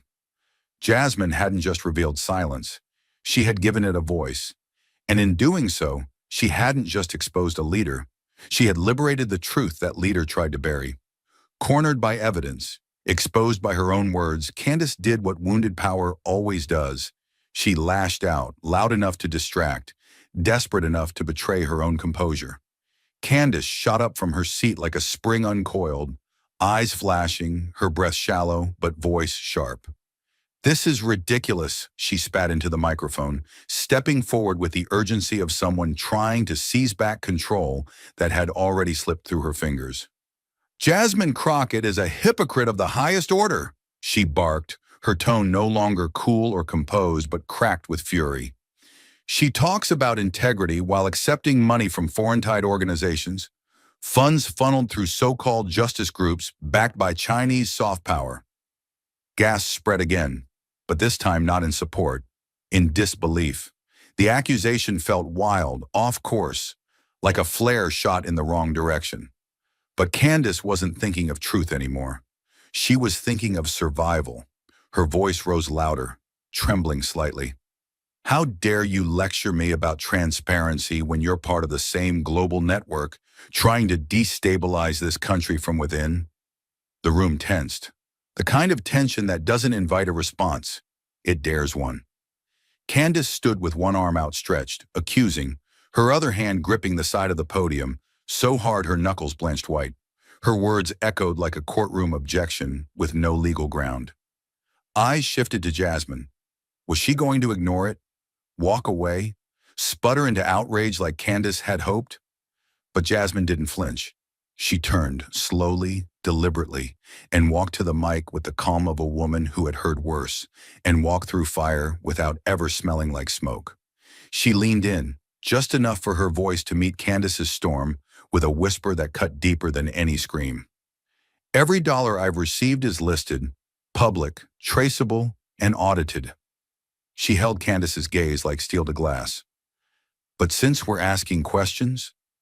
She stepped to the side and turned to the crowd, her voice still razor sharp, but now directed to the nation watching, the people in the back rows, the ones Candace had forgotten. "When will you, Candace Owens, release the list of your anonymous donors? The ones who fund your platform, your studio, your events? The ones who write checks but stay hidden while you preach about truth?" A hush fell over the hall like gravity had thickened the air. Cameras snapped. Some reporters stopped typing and just stared. There was no stutter in Jasmine's voice, no edge of uncertainty, only clean, lethal precision. "Because until then," she added, "the only thing unclear here is who really owns your outrage." Her words didn't echo. They landed, solid, final, a blow that needed no follow-up. Candace tried to speak again, but the microphone was already reclaimed. Jasmine stood taller than ever, and this time, even her silence was louder than Candace's shouting. But Jasmine wasn't done, because truth doesn't stop when the noise fades. It keeps digging, and this time, it struck the core of Candace's entire empire. Without waiting for applause or reaction, Jasmine calmly slid another document from the folder. This one stamped with the unmistakable watermark of the Federal Ethics Review Board. She didn't raise her voice, but her tone had changed. It wasn't just composed anymore. It was surgical. She turned toward the screen and clicked, revealing a high-resolution scan of a payment authorization memo. The logo in the corner read, Heritage Influence Institute, a think tank long criticized for sowing racial division under the guise of American preservation. Jasmine read from the report, her voice like glass slicing through fog. In fiscal year 2022, Ms. Owens received a series of honoraria totaling $275,000 from Heritage Influence, with no public disclosure or classification under personal income. She paused, let it hang, then added, this, despite the Institute being under bipartisan investigation for racially targeted digital misinformation campaigns in Black and Latino communities. The oxygen seemed to vanish from the room. Screens blinked. Pens froze mid-sentence. This wasn't speculation anymore. It was paperwork, verifiable, traceable, and now undeniable. Jasmine continued. In those same months, Ms. Owens released 6 high-traffic videos denouncing what she called Black victim culture, each coinciding with a heritage-influenced media buy. The timing wasn't just suspicious. It was strategic, coordinated, and deeply manipulative. Jasmine pointed to a final slide, an email, redacted in parts, but showing correspondence between a heritage donor and Owen's booking agent. The subject line, approved messaging, focus, internal racial divide. A long, suffocating silence followed. No one moved. Candace didn't move. She stood there for a beat too long, blinking like someone realizing the light was no longer flattering, but forensic. The crowd watched as her shoulders slumped, her hands slowly dropped to her sides, and without a word, she turned away from the mic. She didn't storm off. She didn't fight back. She simply lowered herself into her seat, not with grace, but with collapse. The kind that happens when there's nothing left to defend that won't bury you deeper. Her gaze dropped to the floor, and for the first time that evening, she wouldn't meet the eyes of the audience. Not one of them, because she knew. They had all seen it now. Not the mask, not the brand, but the machinery behind it. Jasmine, meanwhile, stood still, unsmiling, unflinching. Her expression was not one of triumph, but of necessity. She hadn't come to humiliate. She had come to remove a lie that had been fed to her community as truth. And now, stripped of pretense, stripped of power, the architect of that lie sat in silence, beneath the weight of the truth she thought she could outrun. But in the ruins of her unraveling defense, Candace didn't fall silent. She reached for one final jab. What came out wasn't just careless, it was revealing. She gripped the edge of the podium like someone clinging to the last piece of wreckage after a shipwreck. Her voice was low at first, hoarse with something between anger and exhaustion, but it rose with each word, trying to reclaim the authority she had lost over the past hour. "You all sit here pretending like you're brave," she muttered, her eyes locked on the audience. Not Jasmine. "But you're not. You're entitled. You've built careers out of victimhood. You think the world owes you something just because of how you look or where you came from." Then she paused, just long enough for her next words to land like a slap. "I don't need to prove anything to people who walk through life thinking they're owed something." The silence that followed wasn't just still, it was shocked. Not the dramatic gasp of a theater crowd, but the kind of stillness that settles over a room when something cuts too close to the bone. It was a statement that peeled away every layer of performance Candace had worn, a sentence too raw, too revealing, too honest in the worst possible way. She hadn't meant to say it. That much was obvious in her eyes, but she had, and there was no pulling it back. The words floated in the room like smoke from a slow-burning fire. Jasmine didn't interrupt. She didn't speak over her. She waited. She gave Candace the full space to hang herself in her own language. And then, when the final syllable faded and Candace's shoulders sank from their defensive height, Jasmine stepped forward. Her body didn't move fast, but there was a quiet certainty in every stride. She didn't grab the mic. She took it with care, with control, the way one might lift a torch from someone who had no right to hold it anymore. And then Jasmine said one sentence. "So when George Floyd begged for breath, was he just another person who thought the world owed him something?" The effect was instant, seismic, and suffocating. A single question that reduced everything, every speech, every defense, every justification, to dust. The words didn't echo, they sank into every chair, every chest, every silence. No one moved, no one could. Even Candace, who moments earlier had stood shouting her truth, stood paralyzed now, mouth slightly open, eyes wide, but not blinking. There was no path forward, no soundbite that could undo what had just been asked. It was more than a rhetorical strike. It was a mirror, and Candace saw herself in it and didn't like what was staring back. A woman in the second row dropped her head and covered her mouth. A cameraman forgot to zoom, his hands frozen on the lens. One of the moderators, holding his clipboard like a shield, slowly lowered it, unsure whether to step in or simply let the moment breathe. But it wasn't breathing. The air had changed. This wasn't a forum anymore.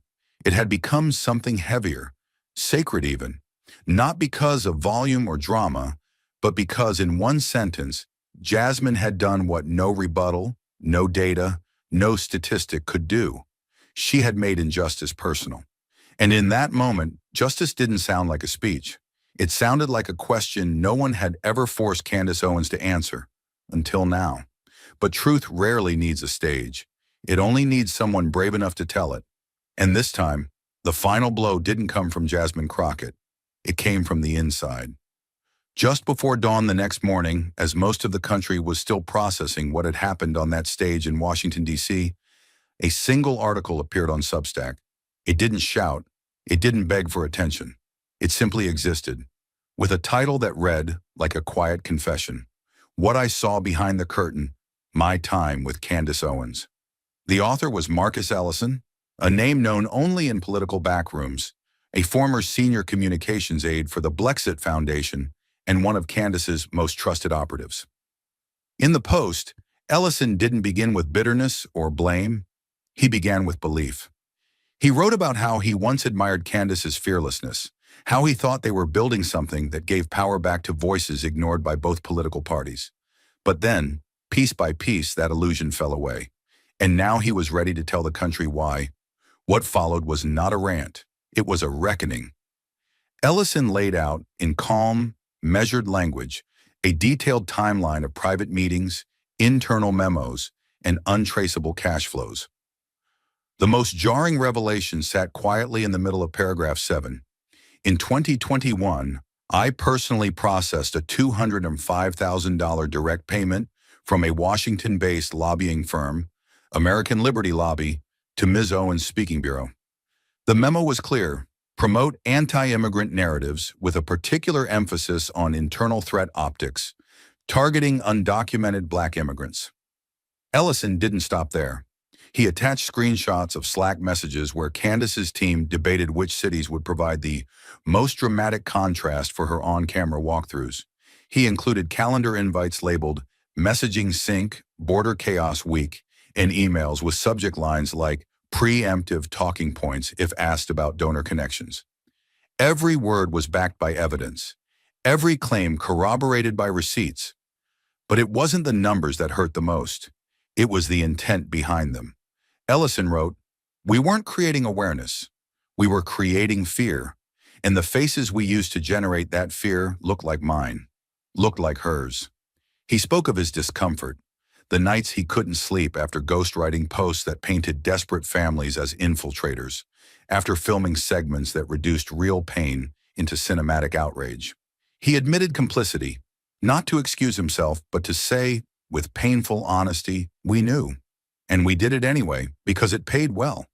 Within hours, the post was everywhere. CNN ran a breaking headline by mid-morning: Candace Owens accused by former staffer of accepting funds to spread anti-Black immigrant messaging. By noon, MSNBC had dedicated a full segment to it, replaying Jasmine Crockett's confrontation as prelude to what was now being dubbed the Ellison Papers.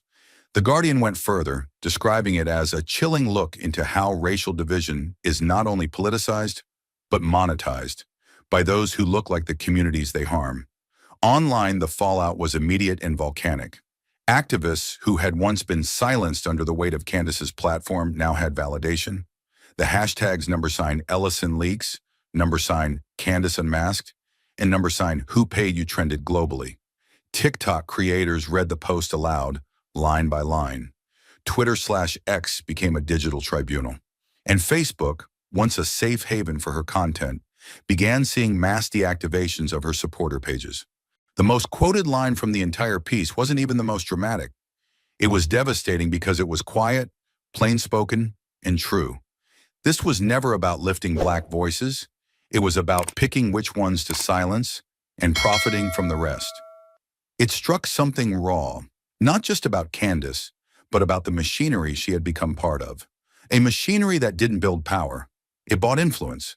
That didn't fight oppression. It rebranded it in conservative clothing and sold it back to the masses as empowerment. And perhaps the clearest signal that the tide had turned came from inside her own camp. Sponsors pulled logos from her social media within hours.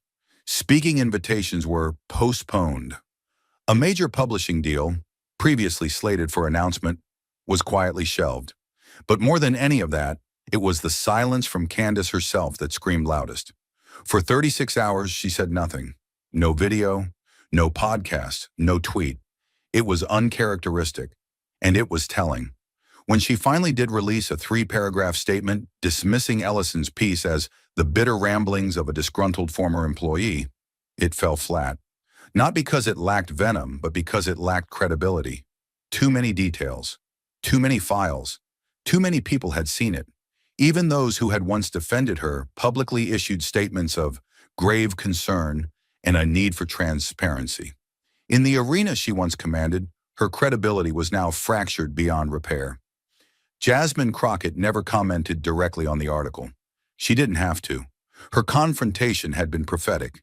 She had peeled away the surface, and now the public could see what had been hiding underneath all along. As Ellison's final paragraph echoed across screens and sound bites, it brought everything full circle. There will be more like me. People who watched in silence because they thought the cost of speaking was too high. But silence has its own price, and I'm done paying it. And in that moment, the narrative wasn't about Candace Owens anymore. It was about the power of truth, spoken plainly, backed by courage, and released into a world hungry to finally hear it. The building had seen speeches before, fiery, rehearsed, even prophetic. But what Jasmine Crockett was about to say wasn't a speech. It was a reckoning, clear, unflinching, and devastatingly necessary. She walked back to the podium not as a victor, not as a performer, but as someone carrying something heavier than outrage. Her steps were slow, intentional, not heavy with exhaustion, but with the weight of responsibility. The room, still shaken from all that had unfolded, was silent again, not out of politeness, but reverence. For hours, truth had clawed its way into the open, through documents, confessions, silences, and slips.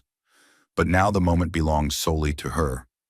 Jasmine Crockett stood behind the mic and didn't look at her notes. She didn't need to. This wasn't a statement for the press. This was for us, the room, the people watching, the communities listening. And every syllable she was about to speak had lived inside her long before this stage. When I was a little girl, she began, her voice calm but resonant, I thought the most dangerous people in the world were the ones who hated me out loud. She paused, just long enough for the crowd to settle into her rhythm. But over time, I learned that the real danger isn't always outside our walls. Sometimes it speaks in our accent, looks like our cousins, wears our skin like borrowed armor. The room did not move. Not one phone rang, not one whisper. She had just opened the wound every person of color knows but rarely dares to name. There are people, she continued, who carry our history in their blood, but not in their hearts. They move through our communities not to protect, not to uplift, but to extract. Credibility, attention, power. They know the language of the oppressed, but speak it like tourists, selling pain for profit, betrayal wrapped in familiarity. Jasmine's voice didn't rise. It sank. Deeper, closer, more intimate with every word. And that betrayal, she said slowly, is the hardest to name. Because when it wears your skin, when it echoes your history, people hesitate to challenge it. They mistake appearance for allegiance, visibility for integrity. Then she paused, not for effect, but because something sacred had crept into the air. She looked out over the crowd, not scanning, not performing, but connecting, one set of eyes at a time. So let me be clear, she said, her voice sharpening like a scalpel. Not everyone who looks like you is with you. Some are just the shadows of privilege they've spent their lives trying to sit beside. She let the words breathe. And then she said what would become the sentence that moved across the globe. Not all skin folk are kinfolk. It was not shouted. It was not dressed up in metaphor. It landed clean, like a verdict. Not of guilt, but of clarity. The kind of clarity that breaks illusions and, in doing so, frees the people still trying to live under them. For a few seconds, there was nothing. Then slowly, heads began to nod. In the second row, a black elder woman with silver locks closed her eyes and placed her hand over her chest. In the back corner, a Gen Z organizer mouthed the words silently to herself. Not because she hadn't heard them before, but because she had never heard them said here, out loud, in front of everyone. Jasmine didn't smile. She didn't need to. She wasn't there to savor applause. She was there to say what needed saying, even if it made people uncomfortable, especially then. That line, she added, voice soft now, is not meant to divide us. It's meant to protect us. Because when we confuse shared appearance with shared purpose, we let people into the circle who were never there to fight, but to feed. She stepped back from the mic. Just once. Just enough. The kind of step that says my part is done. And in that space, something remarkable happened. The audience rose to its feet, not in an eruption, but a wave, one by one. Like people attending a memorial or witnessing a baptism. Some clapped, yes, but many just stood, in stillness, in agreement, in recognition. Because Jasmine hadn't just said something powerful. She had said something honest, something unvarnished by the expectations of white comfort, or political stagecraft, or community pressure. It was what people had whispered in kitchens, wept in journals, and taught to their children quietly, hoping not to sound bitter. Jasmine had spoken it with dignity, and now it could no longer be unheard. 6 hours later, the phrase, "Not all skinfolk are kinfolk," was the #1 trending topic worldwide. But it wasn't a trend. It was a truth, rediscovered and rearmed for a generation, drowning in performative politics and surface-level solidarity. Educators posted it in virtual classrooms. Clergy cited it in Sunday sermons. Parents used it to explain why some faces on television did not, in fact, speak for them. And across TikTok, X, Instagram, and late-night segments, people didn't just repost it. They dissected it, owned it, stood beside it. The phrase had become a lifeline, a sword, a shield. And Jasmine Crockett? She had not launched it like a weapon. She had handed it over like medicine, bitter, necessary, and long overdue. And the country for once swallowed it whole. But as Jasmine's final words echoed across the country, Candace Owens faced something far more punishing than a debate defeat. She faced the full, unrelenting weight of consequence. By the following week, the fallout had grown from headlines to hard action. Universities that had once fought for her booking, paying tens of thousands for her appearances, began to pull out one after another. Stanford, Georgetown, Duke, all released carefully worded statements citing a reassessment of speaker alignment with institutional values. The language was polite. The meaning was not. She wasn't controversial anymore. She was radioactive. Inboxes that once buzzed with student invitations and administrative contracts now sat empty. Behind closed doors, deans and ethics boards scrambled to shield their campuses from the media firestorm that followed her every canceled engagement. Students protested not to bring her in, but to keep her out. One event organizer leaked a private email from the university's diversity office that read bluntly, "We cannot platform a figure currently under documented federal scrutiny." It wasn't just about Ellison's testimony or Jasmine's takedown. It was about what had finally tipped into daylight.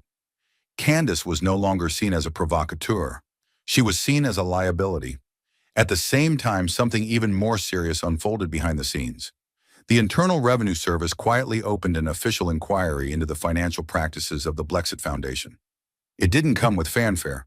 No press conference, no leaks to the media, just a letter, confidential, dispatched to Blexit's headquarters in Nashville, marked, "Subject, Initial Review of 501c3 Fiscal Activity in Donor Compliance Reporting."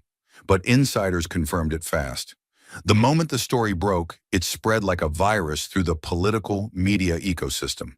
The IRS was looking into where the money had gone, how donations had been used, and, most critically, whether Candace had personally benefited from funds intended for community programs.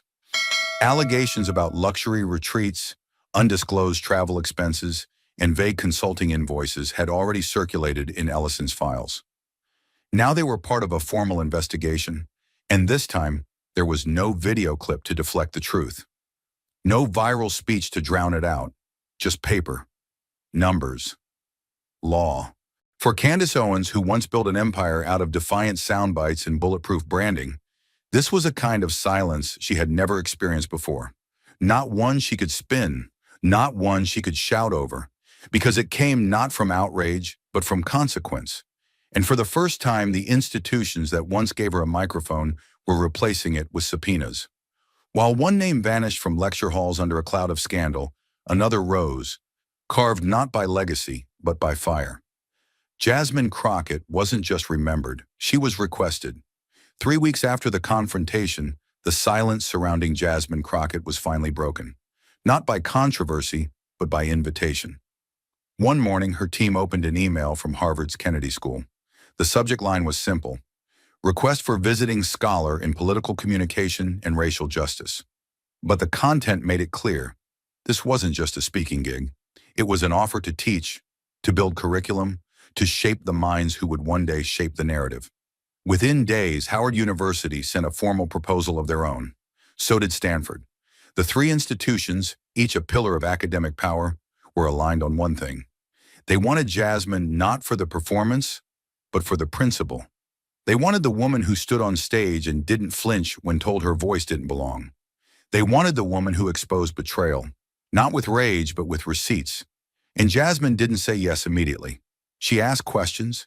She asked if the institutions were ready to hear hard truths, not just about race, but about the subtle ways privilege had shaped even their most progressive classrooms. She asked whether students would be allowed to challenge, not just the system, but her. And when she said yes, she didn't arrive with fanfare. She arrived with a lesson plan. The course title, Power, Platform, and Perception, Political Media and Racial Truth. Enrollment maxed out within hours. At Harvard, graduate students who once studied case law on defamation were now dissecting Jasmine's congressional transcripts. At Howard, her class met in a packed lecture hall where debate wasn't just encouraged, it was required. And at Stanford, media ethics professors rewrote sections of their curriculum to reflect her televised exchange with Candace Owens as a defining case study in 21st century political messaging. But what shocked administrators the most was what happened in the departments outside hers. At the School of Education, professors pulled her transcript into lessons on culturally responsive pedagogy. In journalism programs, her courtroom dismantling of disinformation became required viewing before any student could graduate. And in one unprecedented move, the Department of Sociology at Stanford officially recognized the Crockett-Owens incident as a live case in structural narrative conflict. A moment that revealed not just individual bias, but systemic manipulation cloaked in familiar identity. Jasmine's words, once attacked, twisted, dismissed, were now quoted in term papers, inscribed on whiteboards, and debated in faculty seminars. The line that had stunned the world, "Not all skin folk are kinfolk," was printed in the syllabus under a module titled Performative Proximity and Internalized Supremacy. But students didn't just study it, they felt it. Because for many, it was the first time someone had given voice to a fracture they'd always sensed but never dared name. More than recognition, Jasmine had sparked realignment. She had become the academic manifestation of a principle too often treated as political theater, that justice isn't about volume, it's about clarity. That power isn't about how loud you speak, it's about what happens when you speak and the room listens.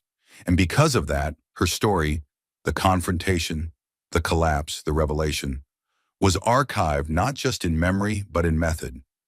In the fall semester that followed, the University of Chicago and Columbia both adopted a new interdisciplinary course, Narratives of Trust, Race, Media, and the Battle for Authenticity.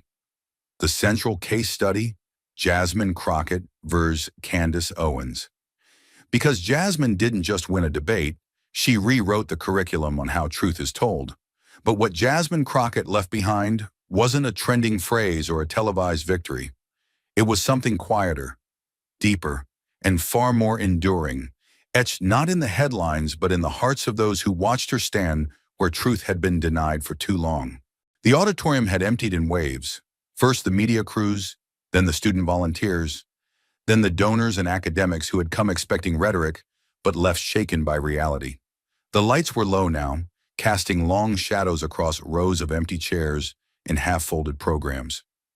In the quiet aftermath, Jasmine Crockett moved down the center aisle, the sound of her own footsteps echoing in the silence. There were no chants, no flashing lights, just the quiet pull of a long, heavy moment coming to its end. She held nothing in her hands, yet she carried the weight of something most people spend lifetimes avoiding, the cost of speaking truth when silence would be safer. She walked slowly, not out of fatigue, but reflection.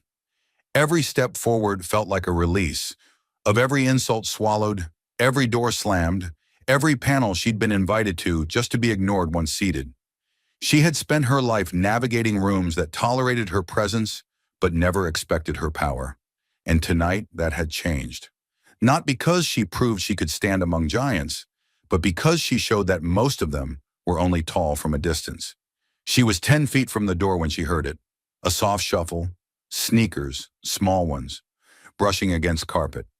She turned and saw a young black girl, no older than 7, weaving carefully through the chairs like she knew exactly where she needed to be. Her braids bounced with each step, and in her tiny hands was a composition notebook worn at the edges, its corners dog-eared from use. There were no cameras on this moment, no podium, no prepared lines. Just a child, making her way to the woman who had redefined what strength looked like under fire.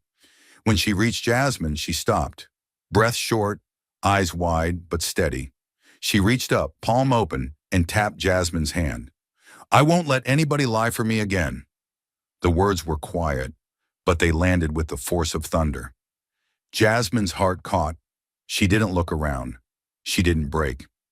She just lowered herself slowly so she could see the girl at eye level and held her gaze. That little girl didn't flinch. She didn't smile either. She knew what she was saying. It wasn't a compliment. It was a promise. A vow born not out of admiration, but awakening. For a moment, nothing moved. Jasmine reached up and touched the girl's shoulder, not to bless her, but to steady herself. Because this wasn't about legacy, it was about lineage. That child would grow up in a world that had tried to bury truth beneath skin tone, party loyalty, and profit. But tonight she saw what truth looked like, unafraid, and she would never forget it. The girl's mother stood a few steps away, her hand covering her mouth, tears streaking her face in silence.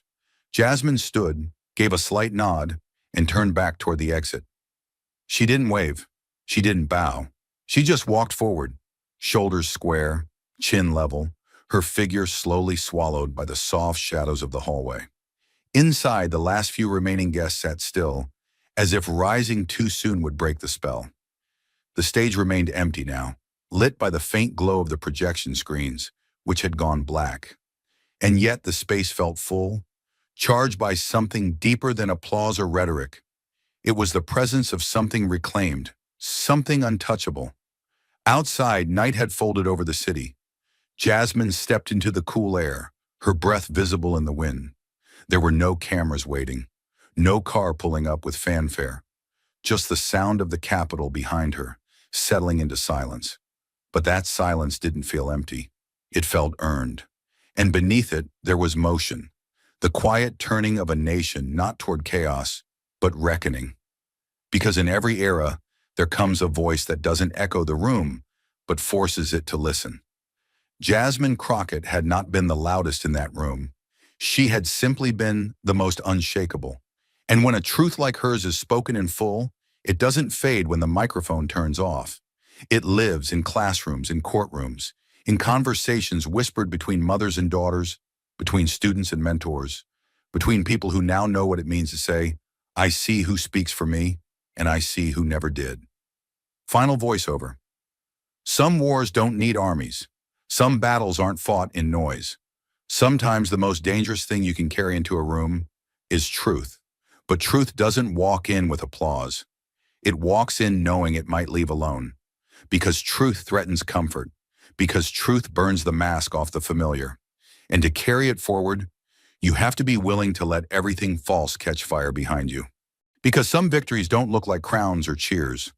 Some victories look like one little black girl who'll never believe the lie again.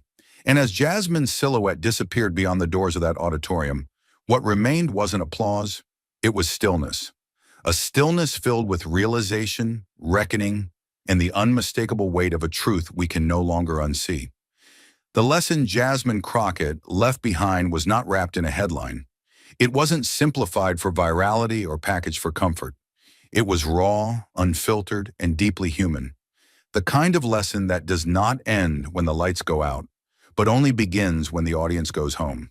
She didn't just reveal the mechanics of political betrayal, she unearthed something much more intimate, the fragility of trust and the cost of protecting it in a world built to exploit it.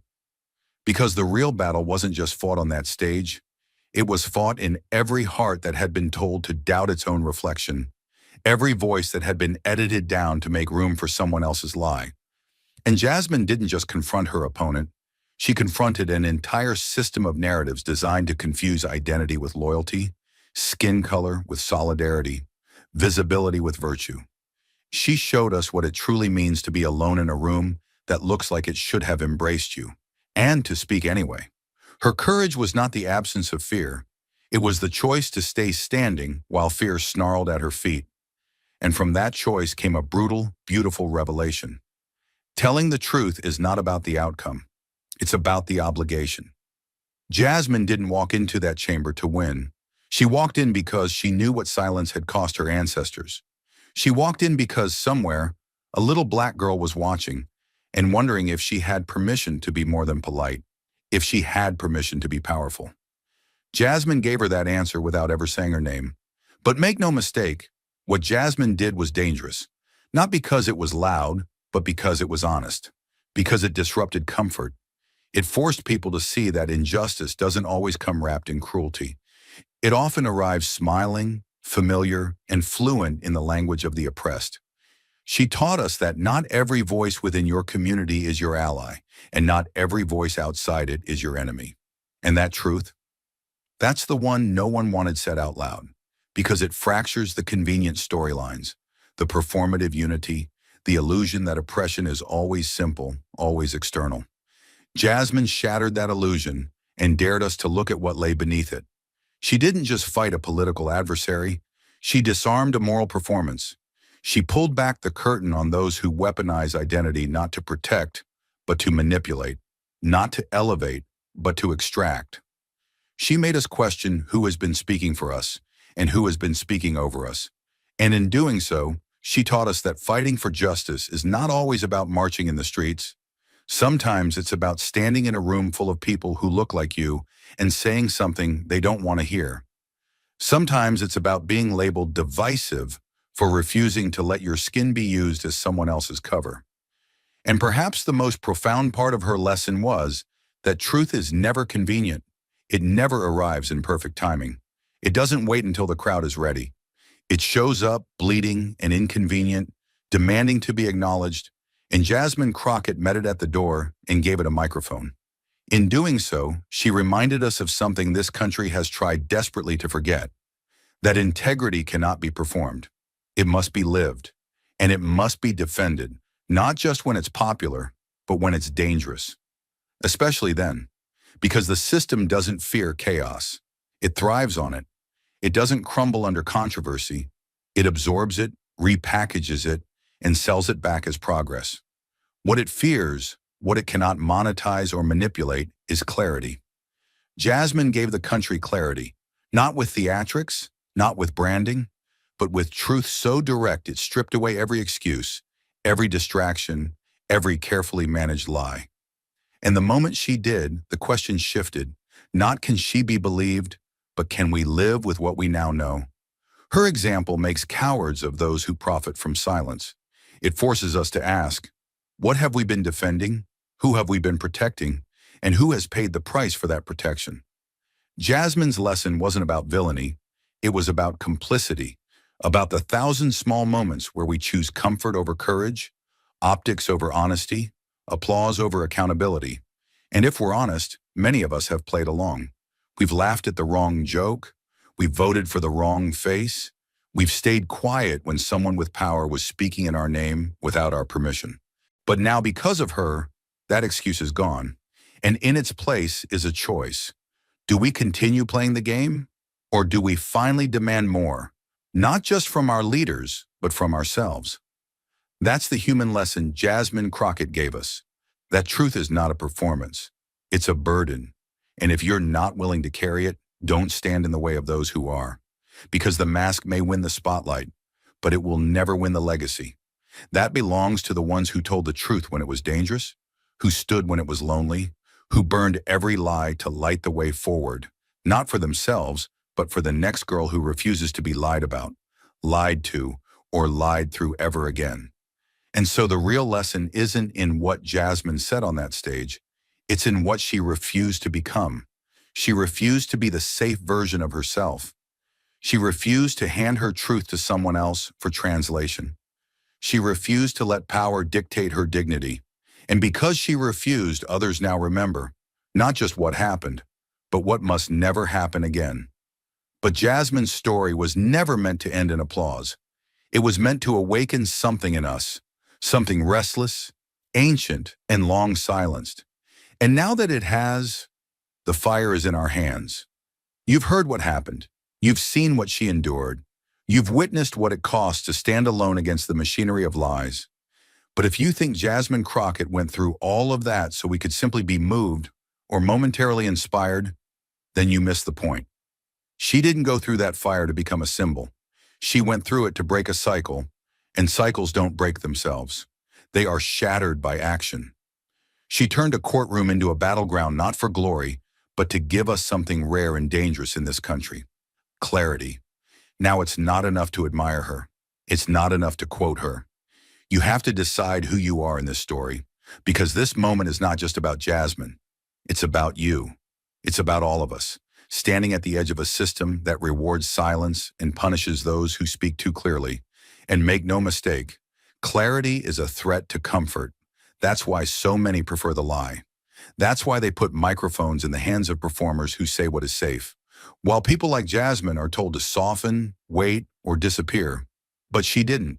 And because of that, you now have something rare, a blueprint, not for how to speak, but for how to refuse to be silenced, not for how to win power, but how to reclaim purpose. So what now? Now you organize, not just on social media, but in your communities, your schools, your city councils, your boardrooms.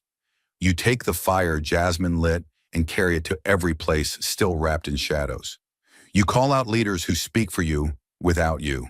You demand to see the receipts of their funding, of their alliances, of their actions. You stop confusing proximity with integrity.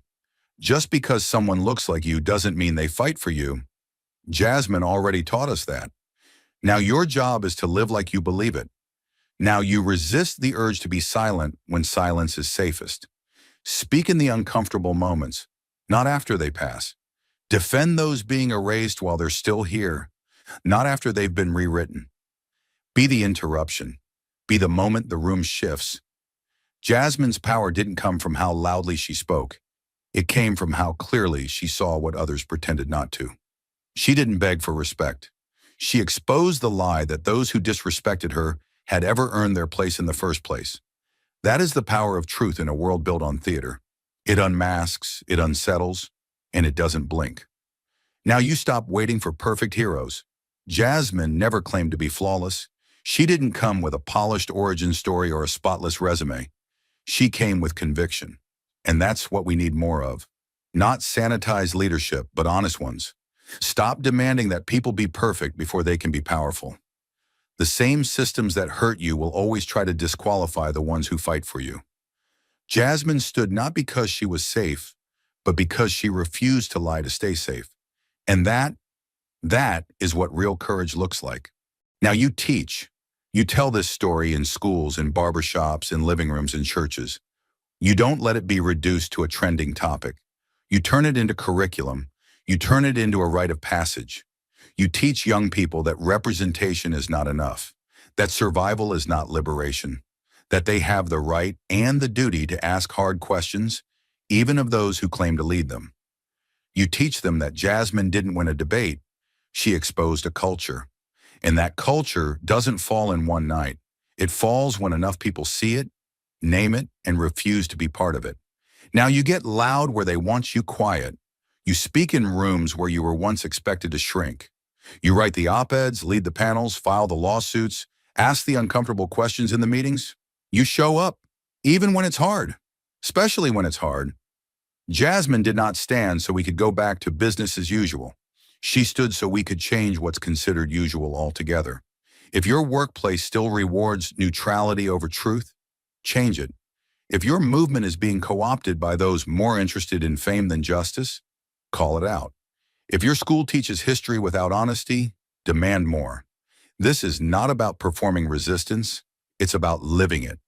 And finally, now, you protect the next Jasmine. Because she won't always come with a platform or a microphone. She might be a student who challenges the professor's curriculum, a whistleblower inside a nonprofit, a worker organizing in silence, a young girl who says, "I won't let anyone lie for me again." Protect her. Don't ask her to tone it down. Don't make her feel crazy. Don't leave her standing alone. Because Jasmine didn't just break silence. She gave others permission to speak too. And it is our job now to ensure they are not met with the same fire unless they are standing with others. Not alone. Because this is how real change begins.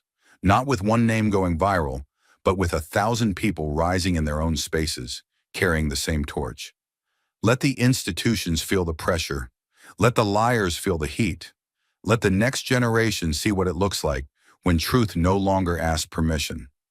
This is your line in the sand. Do not step back from it. Step forward, and do not wait to be ready. The truth is already burning. All that's left is for you to carry it. Thank you for watching until this moment and for standing with us on this journey for justice. Your support means everything. Like, subscribe, and turn on notifications so you never miss what's next. And we'd love to hear your thoughts. Leave a comment below and let us know what moved you most in this story. Together, our voices make a difference.